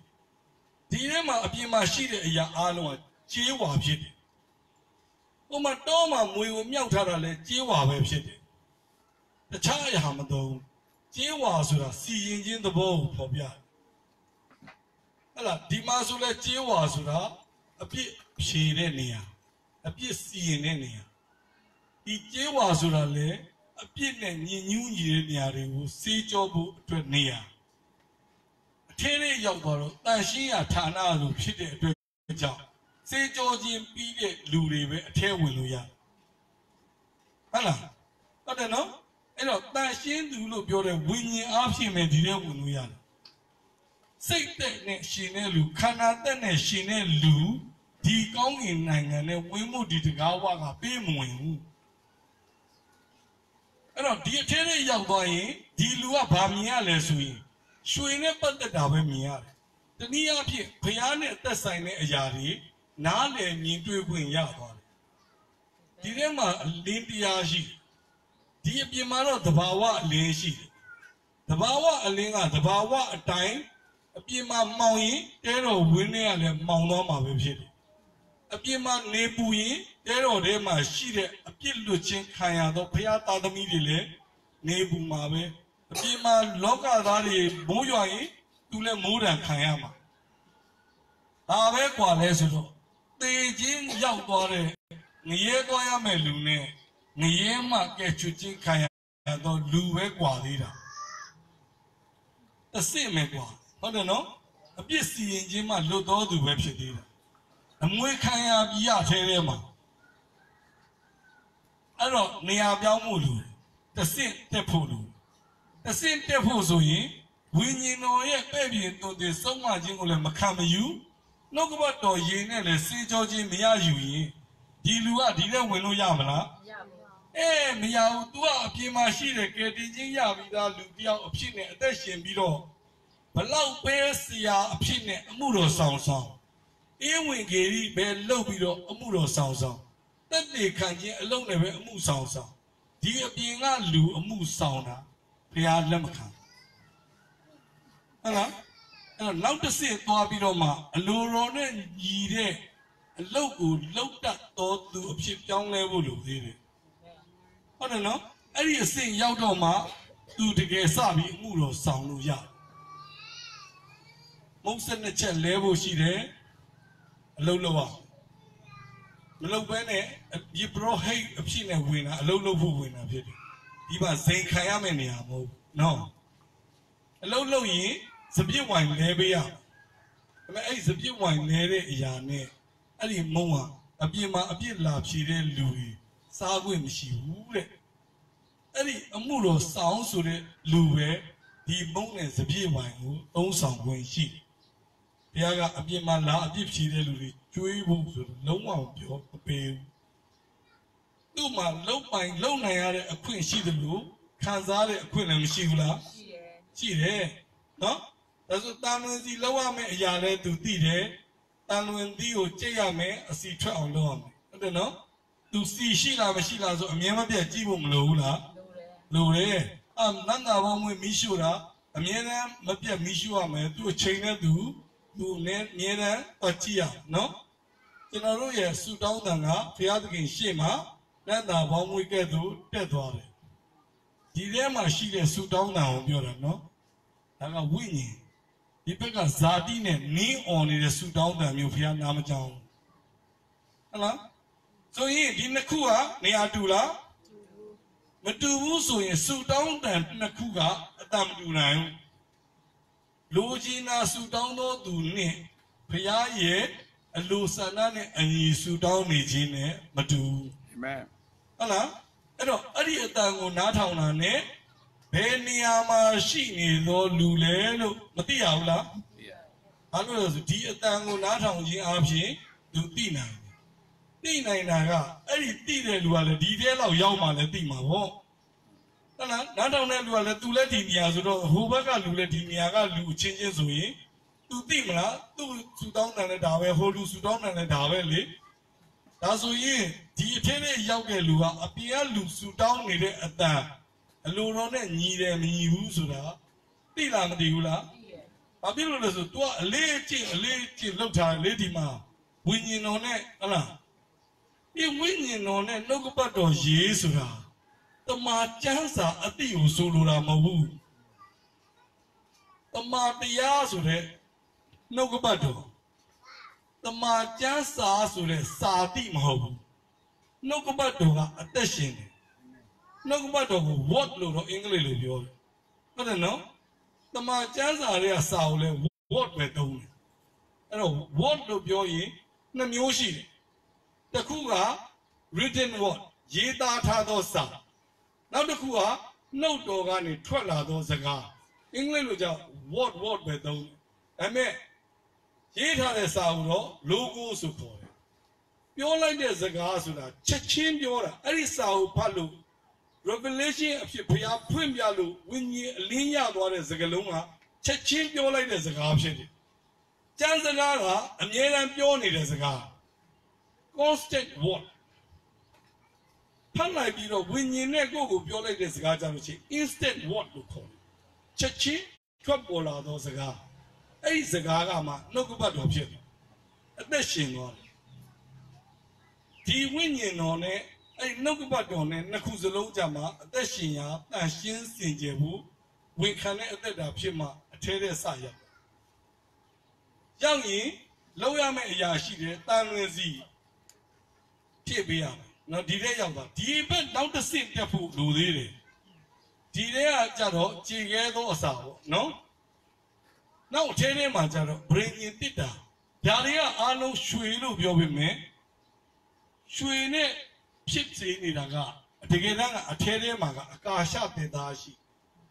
အဲ့ဒီအကာရှသင်္သားအပေါ်မှာရွှေနဲ့ကုတ်ထားတာပြီးတော့မှသပွဲအဖြစ်နဲ့လှုပ်ထားတယ်အပြင်မှာကြည့်လိုက်ရင်ရွှေအတွင်းကသင်္သားဒီတဘာဝနှစ်ခုပေါင်းဆက်ထားတယ်ဆိုတာတမင်လှုပ်ထားတာဘာလို့လဲဆိုတော့ယေရှုဆိုတဲ့လူသားနဲ့ခရစ်တော်ဆိုတဲ့ဖခင်နဲ့ပေါင်းစည်းပြီးတော့မှယေရှုခရစ်အဖြစ်နဲ့ဖခင်ရဲ့ဖြစ်တည်ခြင်းသဘောတဘာဝကိုပြတာဖြစ်တယ်။ပြင်ချက်တရားနဲ့ရွှေနဲ့အကာရှသင်္သားအပြင်တိဆောက်ထားတဲ့ဒီမြာရှိတဲ့အရာတွေအားလုံးဟာတဲတော်တွေကရှိတဲ့အရာတစားပလားအားလုံးဒီရွှေနဲ့ပဲလုပ်ထားတယ်။ကြီးတစ်ခုမှမရှိဘူး။ထဲထဲရောက်သွားရင်အောက်ကတစ်တာဒီတစ်တာကိုတော့ဘာခေါ်လဲဆိုရင်ဗြိဉ္ဉ်တစ်တာဗြိဉ္ဉ်လို့ဘာလို့သုံးလဲဆိုတော့သဘောတူစာချုပ်ချုပ်ထားတာကိုပြောတာလူနဲ့ဖျားဗြိဉ္ဉ်ပြုတ်ထားတယ်အဲ့ဒါဗြိဉ္ဉ်ဆိုဘယ်တော့မှမဖောက်ပြန်မပြတ်စေဘူးလေဂရိစကားအဲ့ဒီထဲမှာဘာရှိလဲဆိုတော့အဲ့ဒီဗြိဉ္ဉ်ကလည်းတစ်တာပဲတစ်သားနဲ့လုပ်ပြီးအကာရှတစ်သားကိုရွှေနဲ့ကုတ်ပြီးတော့မှတစ်တာလုပ်ထားအဲ့ဒီထဲမှာတက်တေခံပစ္စည်း၃ခုထည့်ထားတစ်ခုကမောရှေအပြင်ပေးလိုက်တဲ့ကြောက်ပြားနှစ်ချက်ပြည့်ညက်တော့10ပါးအဲ့ဒါထည့်ထားတယ်တက်တေခံနောက်တစ်ခုကတောမှာချပေးထားတဲ့မာနမုံကိုရွှေအိုးလေးနဲ့ထည့်ပြီးအဖုံးနဲ့ဖုံးပြီးထည့်ထားတယ်နောက်တစ်ခုကကြတော့အာရုံရဲ့လန်တန်ဖះရွေးကောက်တဲ့လူမျိုးဖြစ်ရင်အဲ့တောင်ဝင်းကနေပြီးတော့မှအတီးတီးအပွင့်ပွင့်လာဖို့ဆိုရင်အာရုံရဲ့လန်တန်ကဖះရွေးကောက်ခြင်းခံရတော့အာရုံလန်တန်ကအတီးတီးတယ်အပွင့်ပွင့်ဟုတ်လားအဲ့တော့အသက်ရှင်တယ်ပြောချင်တယ်အဲ့ဒီသုံးခုစလုံးကတက်တေခံအဖြစ်ထည့်တယ်ဘယ်နဲ့ထည့်ထားလဲဆိုရင်အကာရှတစ်သားကိုရွှေနဲ့ကုတ်ထားတော့ဗြိဉ္ဉ်ပြုတ်ထားတဲ့တစ်တာထဲမှာရှိအပေါ်အဖုံးကိုတော့ဂရုဏာပလင်လို့ခေါ်တယ်ဂရုဏာတစ်တာအဖုံးမာစီစီအဲ့ဒီတစ်တာအဖုံးကြတော့ရွှေစင်စစ်စစ်တစ်ခုလုံးကိုထုလုပ်ထားပြီးတော့မှခေရုပိန်နှစ်ပါးပုံနဲ့အဲ့ဒီတစ်တာကိုဖုံးတာရွှေစင်စစ်စစ်တစ်သားမပါဘူးဆိုတာသမီးတော်ဖះကိုဆိုလိုတာဖြစ်တယ်အောက်ကတစ်တာဒီသားတော်ဖះကိုဆိုလိုတာဖြစ်တယ်သားတော်အထဲထဲမှာတက်တေကံပစ္စည်း၃ခုရှိတယ်တစ်ခုကရှင်ပြန်ထမြောက်သောအသက်ဖြစ်တဲ့အာရုံရဲ့လန်နောက်တစ်ခုကကောင်းကင်ကဆင်းသက်သောအသက်မုံလို့သူ့ကိုယ်သူပြောတယ်ပွက်ထားသောမာနမုံဖြစ်နောက်တစ်ခုကငါသည်တရားဟောင်းကိုပြစ်ပယ်ဖို့လာတာမဟုတ်ဘူးတရားကိုပြည့်စုံစေဖို့လာတယ်ဆိုတဲ့ဘုရားသခင်ရဲ့တရားတော်ရှိအဲ့ဒီအားလုံးကဘယ်လိုလဲမှာပဲချုပ်ချထားလဲဆိုရင်ခရစ်တော်ယေရှုခရစ်တော်အထဲထဲမှာချုပ်ချထားတယ်အဲ့ဒီသားတော်ကိုရရင်ဆိုတဲ့အဲ့ဒီဗြိဉ္ဉ်တစ်တာတစ်ခုလုံးကအခုကျွန်တော်တို့ရဲ့ဝိညာဉ်နှလုံးသားထဲရောက်လာအဲ့တော့ကျွန်တော်တို့ဒီဘက်မှာဆိုရင်တော့တာမန်အပြစ်ဖြစ်လို့ချင်းခံရတဲ့တဲတော်ဝင်းကလူတွေကမိုးဆူနေတော့လေကျွန်တော်ကဒီအထဲထဲကိုရောက်တယ်ဆိုရင်မိုးဆူသေးလားဆိုတော့နေပူရောနေပူသေးလားလောကအမောင်မိုက်ဖြစ်ရင်ကျွန်တော်မှောင်လားမမှောင်ဘူးဘာဖြစ်လို့ဆိုဒီမှာမမောင်စေဖို့အတွက်အလေးအကျင့်လုပ်ဖို့ဖျားထားတာနော်ဘယ်သူခံစားရလဲဆိုဒီအလေးတရားကိုအဲ့ဒီထဲမှာရှိတဲ့ယေဘရဟိတ်တွေခံစားခွင့်ရှိမဟုတ်လားသူ့တဲ့တစင်းမြင့်တဲ့နေရာလှမ်းသွားတော့အတွင်းထဲမှာရှိတဲ့ဒီတရားမှာရှိတဲ့အလင်းကြတော့လူလုတ်တဲ့အလင်းမဟုတ်တော့လူလုတ်ဆောင်မှရတဲ့အလင်းမဟုတ်တော့ဖျားရဲ့ဖြစ်ချင်းဆိုတဲ့ glory ဖြစ်လာ divine glory artificial light မတူတော့ဒီမှာစားရတဲ့မုံကကြေခဲသောအစာအထဲထဲကစားရတဲ့အစာကပွက်ထားသောမာနမုံ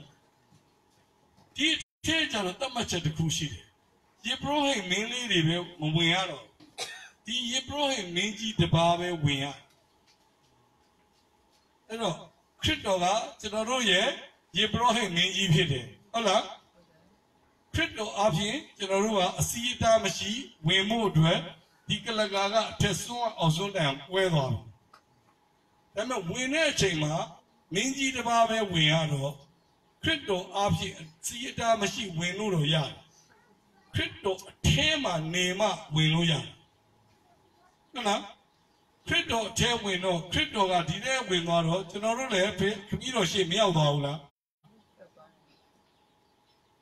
ဖះနာချင်းရတဲ့ဥစ္စာကိုဖះပြောပြတာအစင်းစင်ရှိတယ်ဒီထဲကိုအလက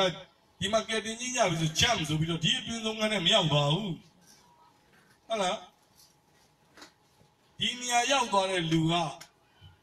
ဖះရဲ့ဖြစ်အင်းနဲ့တစ်ထပ်သေးခံစား권ရှိသောလူများဖြစ်တယ်မောရှိဖះရှိရောက်သွားတော့မောရှိမျက်နှာမှာ glory ထွက်နော်မောရှိကြည့်လို့မရအောင်မျက်နှာအုပ်ထားကျ40ပဲနေဖះရဲ့ glory ကိုလွှဲပြောင်းရယူတာဖះတဲ့ကိုဝင်သွားရင်ဒီ glory ဆိုတဲ့ဖះရဲ့ဘုံအသေးရလူထဲမှာမတိုးလာဘူးလားတိုးလာတယ်အဲ့ဒီလိုတိုးလာစေဖို့တနည်းအားဖြင့်ဒီလူကိုဖះဖြစ်အင်းနဲ့ပြည့်ဝသောလူဖြစ်စေဖို့ဖះသခင်ထံချင်းကပ်ဖို့လူဟုတ်လားဒါဆိုဒီဖြစ်စဉ်တစ်ခုတစ်ခုချင်းစီသွားတာဒီအားလုံးကခရစ်တော်မပါဘဲနဲ့ရောက်မလားမရောက်ဘူးဒါကြောင့်ခရစ်တော်ကပြောတယ်ငါဒီလမ်းကြီးဖြစ်တယ်ငါ့ကိုအမိမပြုရင်ခမည်းတော်ရှိတဲ့နေရာကိုဘယ်သူမှမသွားနိုင်ဟုတ်လားသူကတမန်တရားဖြစ်တယ်ဒီတမန်တရားရဲ့ပြုပြင်သွန်သင်ခြင်းမခံရင်လည်းခမည်းတော်စီမရောက်ပြန်ဘူးဟုတ်လားဘုရားရဲ့အသက်ရစေဖို့ဆိုရင်လည်းခရစ်တော်ထဲမှာပေးထားတာဘူးလို့ခရစ်တော်မရရင်လည်းအသက်ကိုမရပြန်ဘူးအဲ့ဒီအသက်ကဖန်ဆင်းရှင်ရဲ့ထာဝရအသက်ဖြစ်တယ်အာမင်ခုနကျွန်တော်ပြောတဲ့ဝိညာဉ်စိတ်ခန္ဓာရဲ့ဒီတဲတော်ရဲ့ကိုသိရင်တော်တော်လေးနားလေသဘောပေါက်မယ်လို့ဟိုဟာဖြစ်မယ်ဒါဆိုရင်တကြောင်ချင်းပုံနဲ့ကျွန်တော်ဆွဲထားတယ်ခုနပြောတဲ့မိရှုရရစ်ပလင်တရှင်းစင်ကြယ်စီမဲ့ကျေးဝါရေးအင်းတို့မုံစနဲ့ချက်နဲ့ဝိုင်းတင်ထားတဲ့ရှေ့တော်မုံရွှေစပွဲဒီရှေ့မှာစီမီးတိုင်းရွှေနဲ့လှုပ်ထားတဲ့စီမီးတိုင်း9တိုင်းရွှေနဲ့လှုပ်ထားတာအားလုံးရွှေနဲ့လှုပ်ထားတာနန္တာပေါင်းမွေးမိရှုရရစ်ပလင်တဲမှာတော့ဗရိန်ရင်တစ်တာနှစ်ပိုင်းရှိတယ်အဖုံးနဲ့တစ်တာခုနပြောပြီးသားနော်အဲ့ဒီပုံကတဆင့်ဒီကနေကျွန်တော်တို့ကစဝင်သွားအပြစ်ရှိသောသူအပြစ်ဖြေလို့ချင်းခံရသောသူဖျားသားဖြစ်ရသောအခွင့်ရှိသောသူယေဘရဟိမင်းမျိုးရှိသောသူယေဘရဟိမင်းများနဲ့ဆက်ဆံရသောယေအင်းတို့အရှင်းစင်ကြယ်ခြင်းကိုခံယူသောယေဘရဟိယေချိုးခြင်းမင်္ဂလာခံရသောယေဘရဟိဘုရားသခင်တိမှတ်သောဝိစုံကိုဝိစင်ခွင့်ရသောယေဘရဟိဗိသိက်ခံယေဘရဟိဖြစ်တော်မှာဘုရားသခင်လှုပ်ဆောင်စေမယ့်အရာဖြစ်တဲ့ညီတွေ့ခွင့်ကြုံတွေ့ခံစားရခွင့်ရှိသောရှေ့တော်မူစပွဲရွှေစီမီတိုင်းနန္တာပေါင်းဝင်ပြီးရှို့ရနဲ့ဆက်ဆံခွင့်ရသောယေဘရဟိလေးတွေဖြစ်တယ်ယေဘရဟိမင်းကြီးတစ်ပါးသာဝင်လို့ရမယ်နေရာကိုတော့ရှင်ပြန်ထမြောက်သောယေရှုခရစ်အထဲမှာကျွန်တော်တို့ဒီခန္ဓာကိုယ်ဝင်အဖြစ်နဲ့နေခြင်းအပြင်ဥကောင်းတော်ခရစ်တော်ဒီတဲ့ကိုရောက်တော့ခန္ဓာကိုယ်ပါဒီပါရှိတဲ့အချိန်မှာခမည်းတော်ရဲ့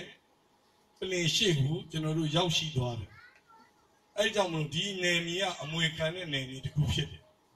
အဲ့တော့ခရစ်တော်ထဲမှာရှိတဲ့အရာကိုဒီနေရာကိုချိတ်ကပ်ပြီးတော့မှအမြဲတမ်းဖြစ်တည်နေရင်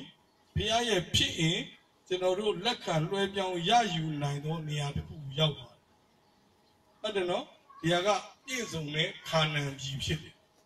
နိုးနဲ့ပြားရည်စီးသောနေရာဆိုတာအဲ့တော့ဘုရားဝင်း၌ကျင်လည်မွေးလျော်ခြင်းအပြင်အသက်ရှင်နေတဲ့သူကကွယ်ကာယဌာနထဲမှာပဲရှိတယ်ဒီထဲမှာဒါဆိုရင်အပြင်ကတိုက်ခိုက်လာတဲ့မိုးတံလေးတံဘာပဲဖြစ်ဖြစ်ခံရစရာအကြောင်းရှိလားငွေရာသည်ဖြစ်တော်လဲပူပြင်းတဲ့ဒဏ်ကိုမခံရဘူးမြင်နာမှာစိုက်တဲ့အပင်ကဲ့သို့ဖြစ်တယ်ဒီထဲမှာနေမှဖြစ်တယ်အပြင်မှာဒီဥစ္စာကိုရွတ်နေလို့မဖြစ်ဘူးအပြင်မှာပူလဲတအားပူတယ်အပြင်ကညီးရင်နှစ်ဆလောက်ညီးမှာခံနိုင်ဘူးဟုတ်တယ်နော်ကွယ်ကာယနာနာဆိုတာဒီထဲကိုပြောတာဖြစ်တယ်တဲတော်တွေကဖြစ်တဲ့အစဉ်စဉ်လဲကျွန်တော်တို့မြင်တွေ့ခံစားရဖို့လိုတယ်အဲ့တော့ကိုလူကိုညင်းပယ်ဖို့လိုတယ်ပြီးတော့မှခန္ဓာကိုယ်ထဲမှာအသက်ရှင်နေတာခရစ်တော်ရဲ့အသက်ရှင်ခြင်းနဲ့ရှင်ပြန်ထမြောက်နေတာဖြစ်တယ်အာမင်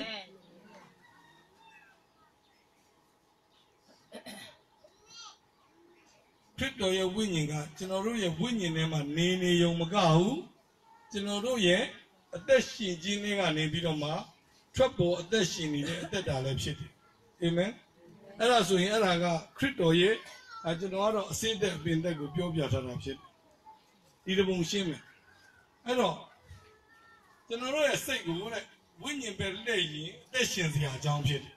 အသက်ရှင်ခြင်းနဲ့ပြည့်စုံတဲ့ဝိညာဉ်တွေကဘာတွေထွက်လဲဆိုရင်လွတ်လပ်ခြင်းထွက်မယ်အသက်ရှင်ခြင်းထွက်မယ်အလင်းတရားရမယ်ချစ်ချင်းမြတ်တာဘုရားဤချစ်ချင်းမြတ်တာနော်ဒီမှာငြိမ်သက်ခြင်းထားခဲ့တဲ့ငြိမ်သက်ခြင်းခံစားရဘုရားရဲ့နှိမ့်ချတဲ့ကျင်နာတဲ့နှလုံးသားဖြစ်လာဟုတ်တယ်နော်နှိမ့်ချခြင်းဆိုတဲ့ weakness ဆိုတာသူ့ကိုယ်သူနှိမ့်ချခြင်းဆိုတာခရစ်တော်ရဲ့နှိမ့်ချခြင်းဖြစ်တယ်ဒီအရာတွေတစ်ခုလုံးအလုံးဒီအတွင်းထဲမှာရှိတဲ့ဝိညာဉ်အဖြစ်အသက်ရှင်သောသူကလည်းဒီအရာတွေရရှိခံစားရတဲ့အခြေအနေဖြစ်တယ်